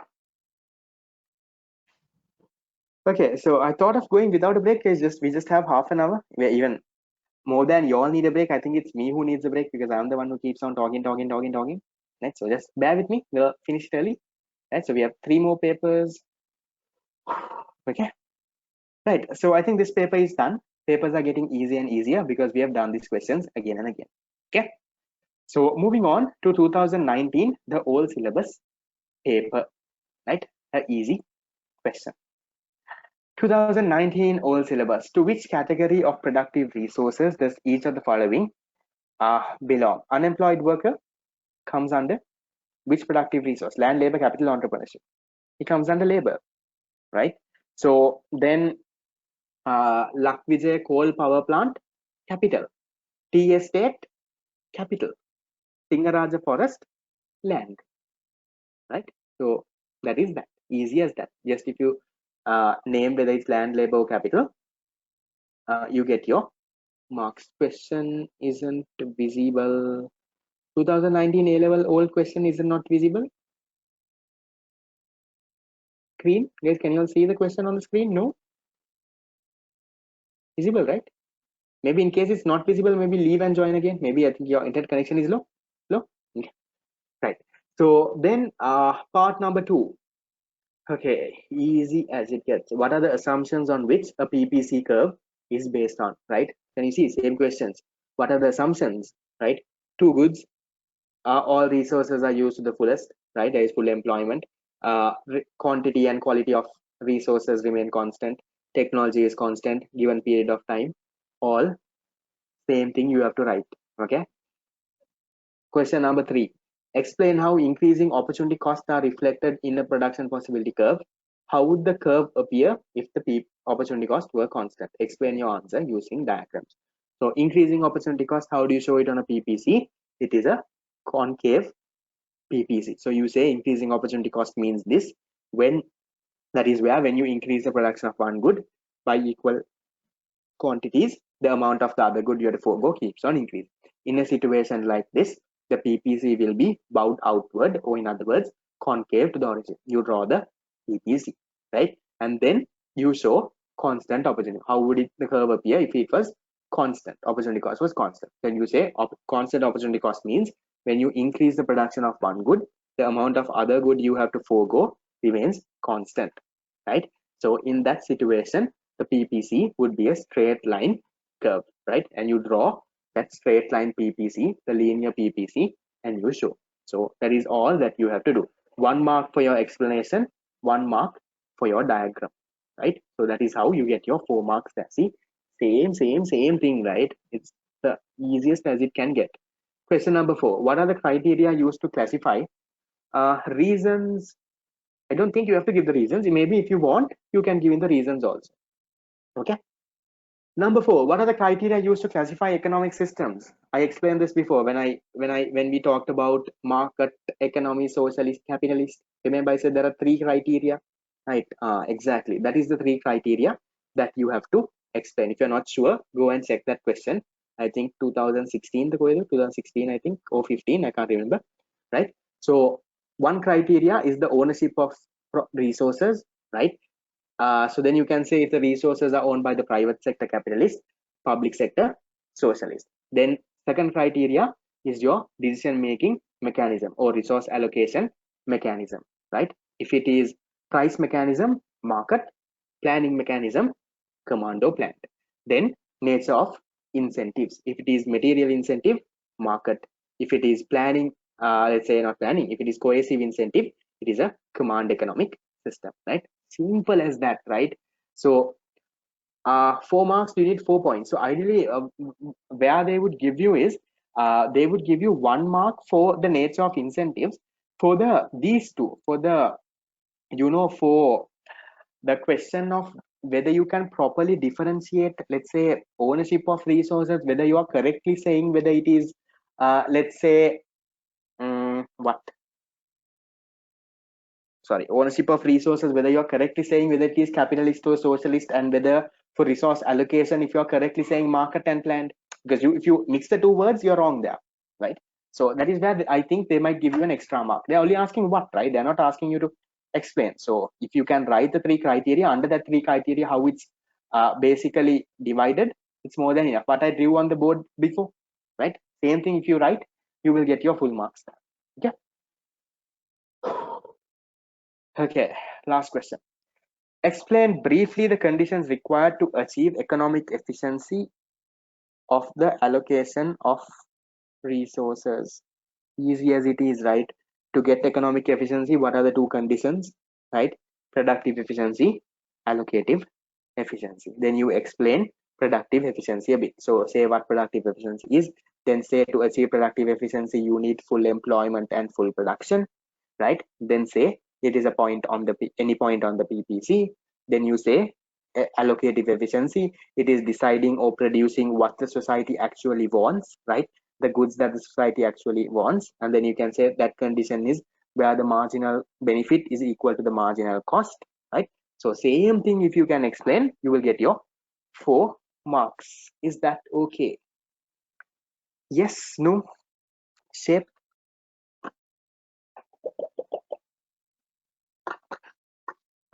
Right? So same questions, guys. Okay, that's I'm going faster. There's no point me explain same thing over and over again. Okay. Okay, we come down to the last 2 papers, the latest papers. Okay, even I'm fed up explaining the same thing now. Okay. Define and classify economic resources. What are economic resources? Resources that are scarce compared to your limited resources that are scarce compared to your unlimited wants, right? Those are economic resources. Then economic resources, how do you classify? Land, labor, capital, entrepreneurship. Yes, you say involves opportunity cost and all of that, right? Simple as that. Explain why scarcity leads to trade-off. This is my question there. What is a trade-off? Trade-off means a choice. You have to give up one thing to get another thing. You have to make a choice. Now, instead of saying choice only, they have said trade-off here, right? So you explain that story what I Explain. Remember the diagram I said there is limited wants, unlimited wants, limited resources. Because of that, you have scarcity. Those scarce resources have alternative uses. Because of that, you have to make a choice. When you make a choice, what happens? You're making a trade-off. You're giving up something to get something else, right?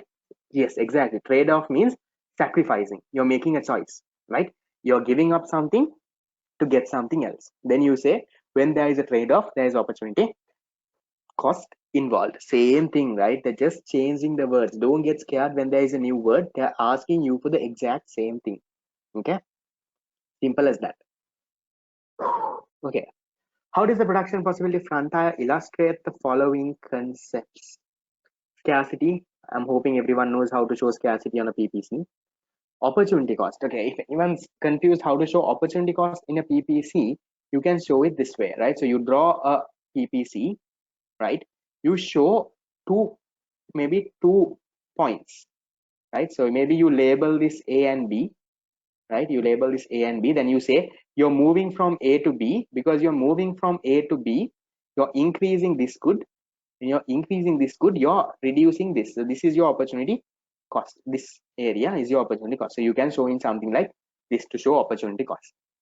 Okay, there is different ways of showing this, but you can do that. Why are there two 2090 papers? Two 2090 papers is the old syllabus and the new syllabus paper. In 2009, the syllabus changed. I think your past paper book will only have this syllabus, this paper. Does your past paper book have the old paper? No, I just include the old paper because I had the old paper.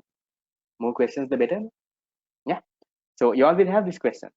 It's the same thing. Syllabus changes and nothing new came to the syllabus. Just the they have to change the syllabus now. So for the namesake, they changed it. They just combined a few units. Some units they separated. The content is the exact same. Okay. Okay. Recession point inside. You all know to show that, right? Economic growth. How do we show that? A shift in the PPC. Okay. Can you explain the second point? Explain why scarcity leads to trade-off. This is this point, right? So confused. What you have to explain here, the scarcity leads to trade-off calendar, is this. Where is that? Here, this part. This is the one you have to explain, right? That you have limited resources, right? And you have unlimited wants. Because of this, your resources are comparatively scarce. There is a concept of scarcity. These scarce resources have alternative uses, right? You have different uses. Because of that, you have to make a choice. Making a choice means what? You're giving up others to get one. So when you are doing here, trade-off means you're giving up something. You're trading something to get something. You're giving up something. So in this example, to get the factory, right? To produce the factory, you have to give up your plan of producing a farm and a playground. You're trading off that. So because of scarcity, because these scarce resources have alternative uses, and you make a choice, right? There is a trade-off involved. That is where you have to give up something to get something. You can't get everything you want. No. Can you build a playground, farm, factory, everything? No. You have to trade something off. You have to give up something to get the factory, right? That is what you have to explain. Then you can say when there is a trade-off, there is opportunity cost. Recession be an inward movement of a point already inside the PPC. Yeah. So recession, what you have to show? You have to show a point moving inwards the PPC way. Based on this, right? 2019. This is 2019. The new syllabus. Okay. So economic recession, so you can show it in different ways. If they say moving into a recession, then you can draw the PPC, put an arrow and show that it is coming inside, right? If they just say recession, maybe you can just show a point inside. You can say recession where there is unemployment, and you can show a point inside. If they say moving to a recession, then maybe put an arrow and show, right? Just small things, but they will not mark you wrong, don't worry. Okay, so do that easy thing. Uh, yeah, it's better to do this. When they ask to draw a PPC, always draw a concave PPC. Draw a increasing opportunity cost PPC, because in general, in the practical world, all PPCs are shows increasing opportunity cost. There is no constant opportunity cost. Practically, all are increasing. Yeah, so draw a concave PPC and show this part. Don't draw a straight line. Okay. Okay. Question number 4. Okay, same thing. Explain why all combinations of goods shown on a production possibility curve display productive efficiency. but only one combination displays allocative efficiency. Yeah, so can I explain the same thing now, right? Productive efficiency, what it is, two conditions. When you want productive efficiency, it's any point on the PPC. But allocative efficiency is not any point. Allocative efficiency is where you produce what the society needs. So the society would only require one specific combination of output. Let's say this much of consumer goods or this much of capital goods. So therefore, allocative efficiency is only one particular combination where the marginal cost and the marginal benefit for those two goods are equal, right? That is how that is. So you can draw the diagram, right, and show that all points on the PPC are productively efficient, and show the MC equals MB diagram and show that only one point is allocatively efficient. Okay, easy as that. 5. How does a market economic system differ from a command economic system in solving the basic questions about resource allocation? Simple, right? Market economic system, how do they answer what to produce? Right? Price mechanism, most profitable goods will be produced. How does a command economic system answer what to produce? Planning mechanism, whatever goods that give the greatest social welfare. Then again, second question. Okay, in solving questions about resource allocation, can you stop in this? Okay, whatever, maybe go with everything, go at how to produce also. So how to produce, market economy, price mechanism, whatever method that is cheaper, what labor intensive or capital intensive, whatever that is cheaper. Command economy, planning mechanism, whatever method that gives the full benefit to the general public, right? So whatever that gives the highest benefit. Then whom to produce, market economy, price mechanism, whoever who has the purchasing power will get the goods. In a command economic system, based on planning mechanism, they will try to allocate resources equitably. They will try to allocate it fairly. They will set the wages and prices, and they will try to allocate it fairly, right? It's a simple question on that. Are we okay? Yes, can move on to the last paper. Shape. Yeah, getting bored. Even I'm getting a bit bored. Uh, mm, the same questions. Okay, last paper. Right. Okay, now I just want you all to imagine, right? You're sitting the paper for 2020 A levels, right? Think that you have done all these past papers now, right? From 2011 to 2019 you have done. Now you're going to sit the paper. Say you were born 1 year before and you're going to sit the paper. Now see the type of questions that you would get. Okay. So you're going to sit the paper. Okay. Okay. Now from these questions, see how much of questions are repeated the same thing. The only question is only one question is new. What is meant by scarcity? Explain the problem of scarcity using PPC was there in so many other places. That is there. How does productive efficiency and allocative efficiency are okay? Why? Okay, this is a good question. Why productive inefficiency and allocative inefficiency are considered wasteful in resource allocation? They are asking you the opposite side here, not efficiency and this thing. They're asking inefficiency. Okay, let's say this was not there. What are the main functions of an economic system? The three basic problems, right? To decide on what goods to produce, decide how to produce, and decide on produce, something that we've already done, right? So then question number 4, explain what happens to the PPC due to a pandemic such as COVID-19. What are they asking? Due to a pandemic, what happens? What is going on news? What is the economy heading to? What are they saying? The economy is heading to, the world is heading to a what? Because of this thing? Exactly, a recession, right? So you can show a recession, right? And you can say if this pandemic continues for a long time, there would be economic depression or economic decline. So same thing they're asking different ways. This is also there. What we did. Okay, again, explain why division of labor causes increase in level of production in an economy. What you all gave me answers, right? It's more faster, people wastage is less. Then you said people specialize, so things like that, right? So this is also there. Maybe this is the only one, right? How long recession? So if a recession continues for 2 or more quarters, that is for more than 6 months. A quarter is 3 months. No, if a recession continues for 2 or more quarters, it goes to an economic depression. In an economic depression, PPC will shift in words. So the only new question is this: why productive inefficiency and allocative inefficiency are considered wasteful?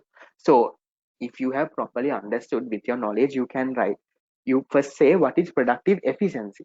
That is where you utilize all the resources in the economy to the fullest. You employ all the resources, get the maximum use of it. So if that is the case, productive inefficiency is where you do not get the maximum use of your resources. You are not employing them, and even let's say if you employ them, you are not getting the full production from them.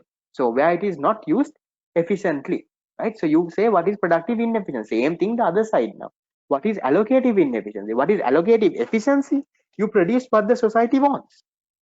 So allocative inefficiency means, right? Allocative inefficiency means where you're producing whatever goods and services that the society does not require. You're producing some different combination that they do not really want. So that is what you have to do. Yes, you start off explaining, okay, first to explain why productive inefficiency and allocative inefficiency is considered wasteful, you start with what productive efficiency is, right? This is what productive efficiency is.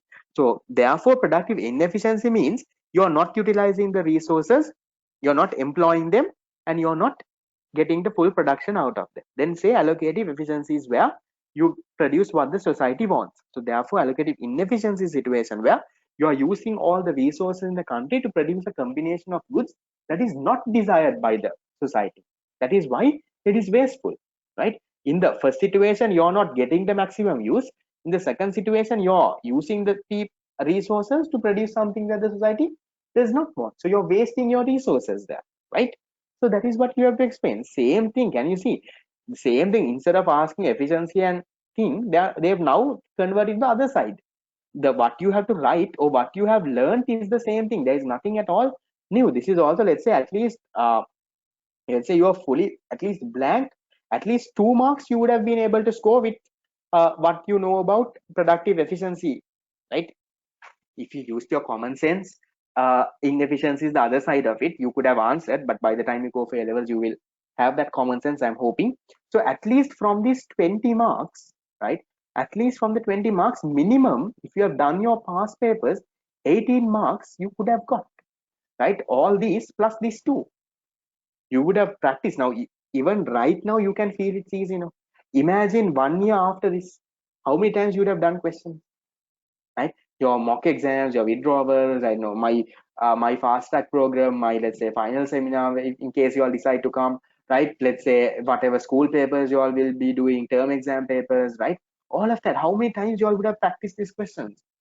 So by the time you would have come for A levels, this would have been nothing, right? So that is how easy it could get. Okay, if I'm to explain, okay, scarcity you all can do. Functions of this thing, what are the main functions, guys? Those are three basic economic problems, right? First function is to decide what to produce in what quantity, the resource allocation decision. The second function is to decide how to produce, right?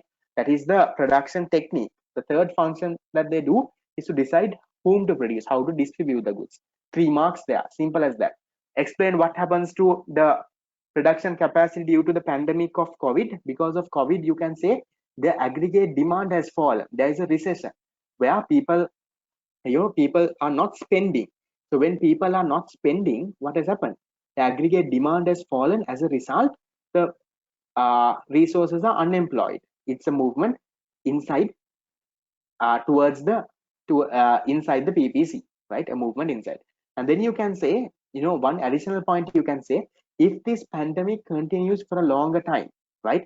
Then you can say the economy would head to a economic depression. Let's say because of the pandemic, a lot of people die. And what does that mean? The labor resource is falling, no? So if it continues for a long period of time, then you can say that the PPC will shift inwards. So you can draw something like that. Simple as that, right? There's nothing much that is there to there. Session is over in like 10 minutes. I didn't officially conclude the session, so wait a bit. Okay. Then explain why division of labor causes increase in level of production. So you can explain that, right? So the because of division of labor, how does where people specialize, they become very efficient in the production of a particular part, so therefore they can do it much faster, right? The time is saved, then you can say there is no much wastage. People, they use the resources efficiently, they become very efficient. Then, like you all pointed out before, you can say because of division of labor, you are able to utilize, let's say, specialized machines, right? Things like that. So why can't function of economic systems be decision coordination mechanism? uh, Functions of economic system. So this one, this is I'm not very sure what your question is, but for this, right, main functions are the three basic economic problems. Why were the economic systems made? The economic systems, why do we have different types of economic systems? They are there to solve the basic economic problems. So that is their function. Their function is to solve the three problems. So that is what you have to write. Instead of asking what are the three basic economic problems, they have worded it differently. They've asked what are the main functions of an economic system. Right? It's simple as that. So don't try to overthink questions, because everything that has been tested is the same thing that you will have over and over again, right? So that is a 2020 A-level paper. You have easily scored 18 marks. Fifth question from 2019 new. Okay, sorry. What is the fifth question? Oh, the easy one. So the fifth question is on this, right? How does the market economic system differ from the command economic system in solving the basic economic problems? So how does a market economy solve the basic economic problems? How does a command economy solve the basic economic problems? That is all you have to write. I don't think there is anything that is that hard, right? So market economy, price mechanism, this is I think my unit number 1 tute should have. I can't remember if you are a student of mine or not, but it definitely would have. But don't worry, even in the questions, that revision papers that is there, these questions I will, even if it's not included, I will somehow include it and I will give you all the answers for these, right? So don't worry about that. It's a very easy question there. Okay, so that's it with in our school we only got to do one paper until now.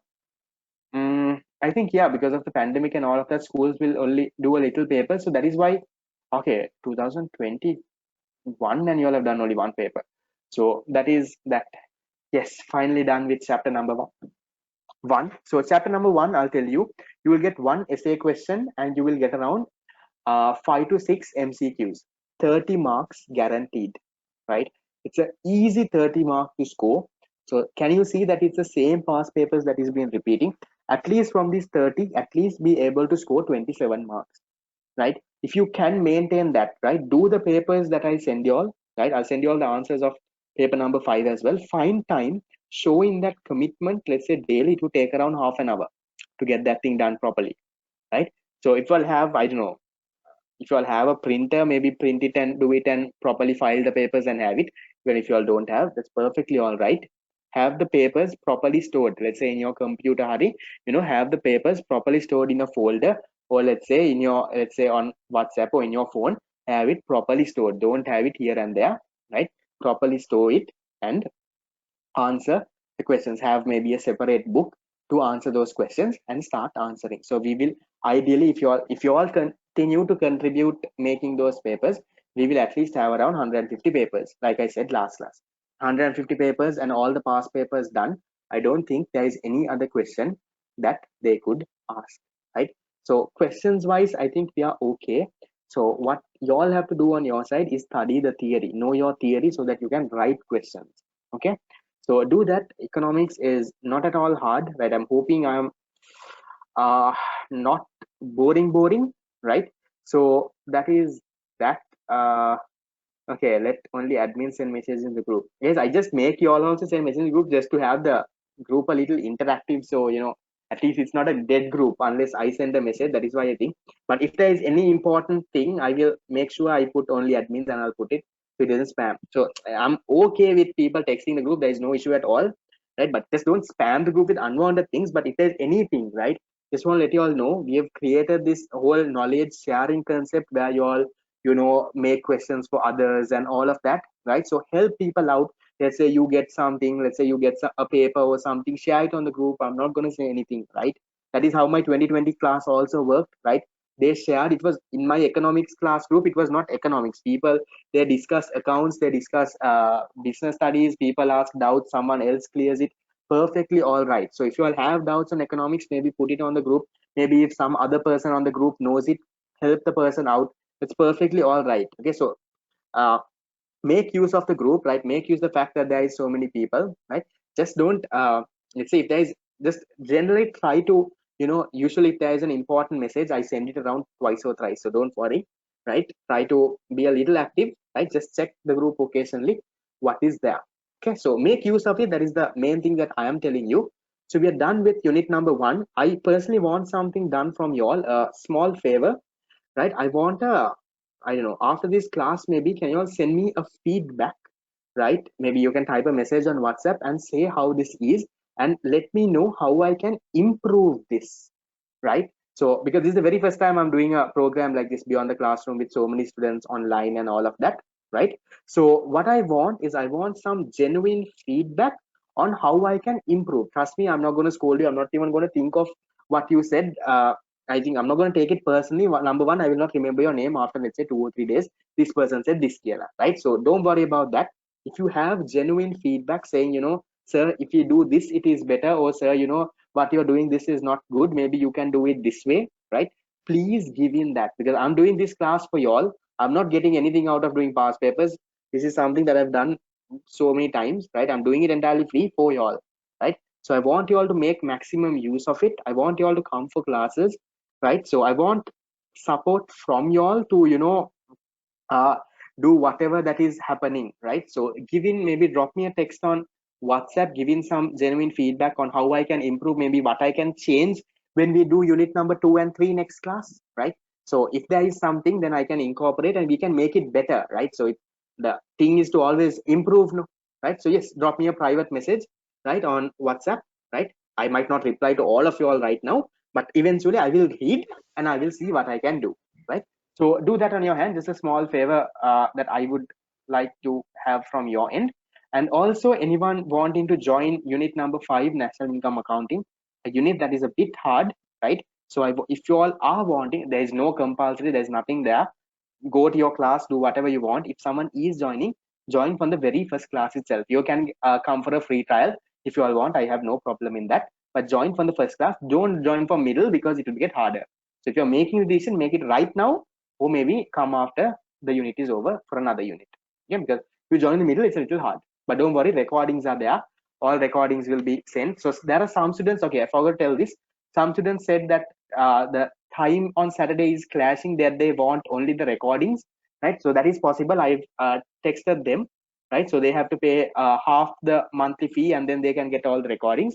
If there's anyone like that, you all can sort that out as well.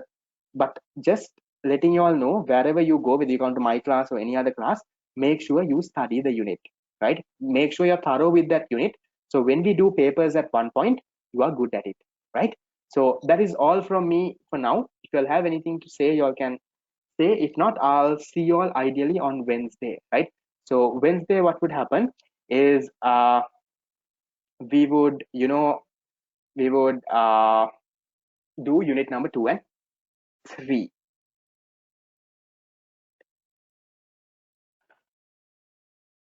Okay, the Excel thing. Mm-hmm.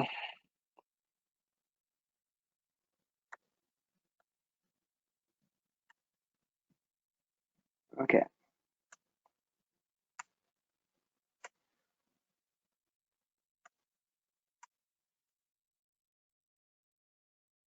Okay. Nothing else. Okay. Questions. Questions. Questions. No questions. Okay, guys. Questions made by teams, I will not discuss because I don't have the time to discuss. Right. So discussing that paper, I don't think I really have the time. But that is why I give in the answers for those. I type in the answers because sometimes the answers that the teams make, sometimes I feel it's not enough. So sometimes I itself personally type answers. That is why it takes time, right, for me to sort it. If you all can give in proper, complete answers, I would be so much happy. Right. But before the answers, if you all have doubts in those papers, maybe after, let's say, a class on Wednesday, I finish by 7, no? So maybe after that you can stay and you can say, sir, this revision paper, this question I had a doubt, so I will clear that off then. Okay. So I will not really discuss, because if I discuss, I will put around 10 20 classes a month. Okay, if we get the same questions, number 4, next year in our exam, we can explain this economic depression. Yeah, next year I don't think they will give the same question, but yes, if they're giving the same question, we can. Let's see how our original marking scheme. I didn't get the original marking scheme for this year yet. If someone has, if you all have a teacher who's going for paper marking and has the original marking scheme, share it with me. Right? But once I get, let's see how exactly have they tackled this question, what the original marking scheme says. Based on that, I'll tell you, in case if this comes next year, how can you explain that? Ideally, yes, you can talk about a depression. Okay, so that's it.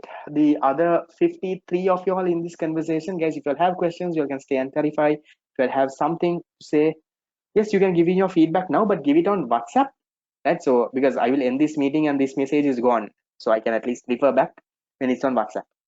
Okay. So, thank you for coming. I'll see you all on Wednesday.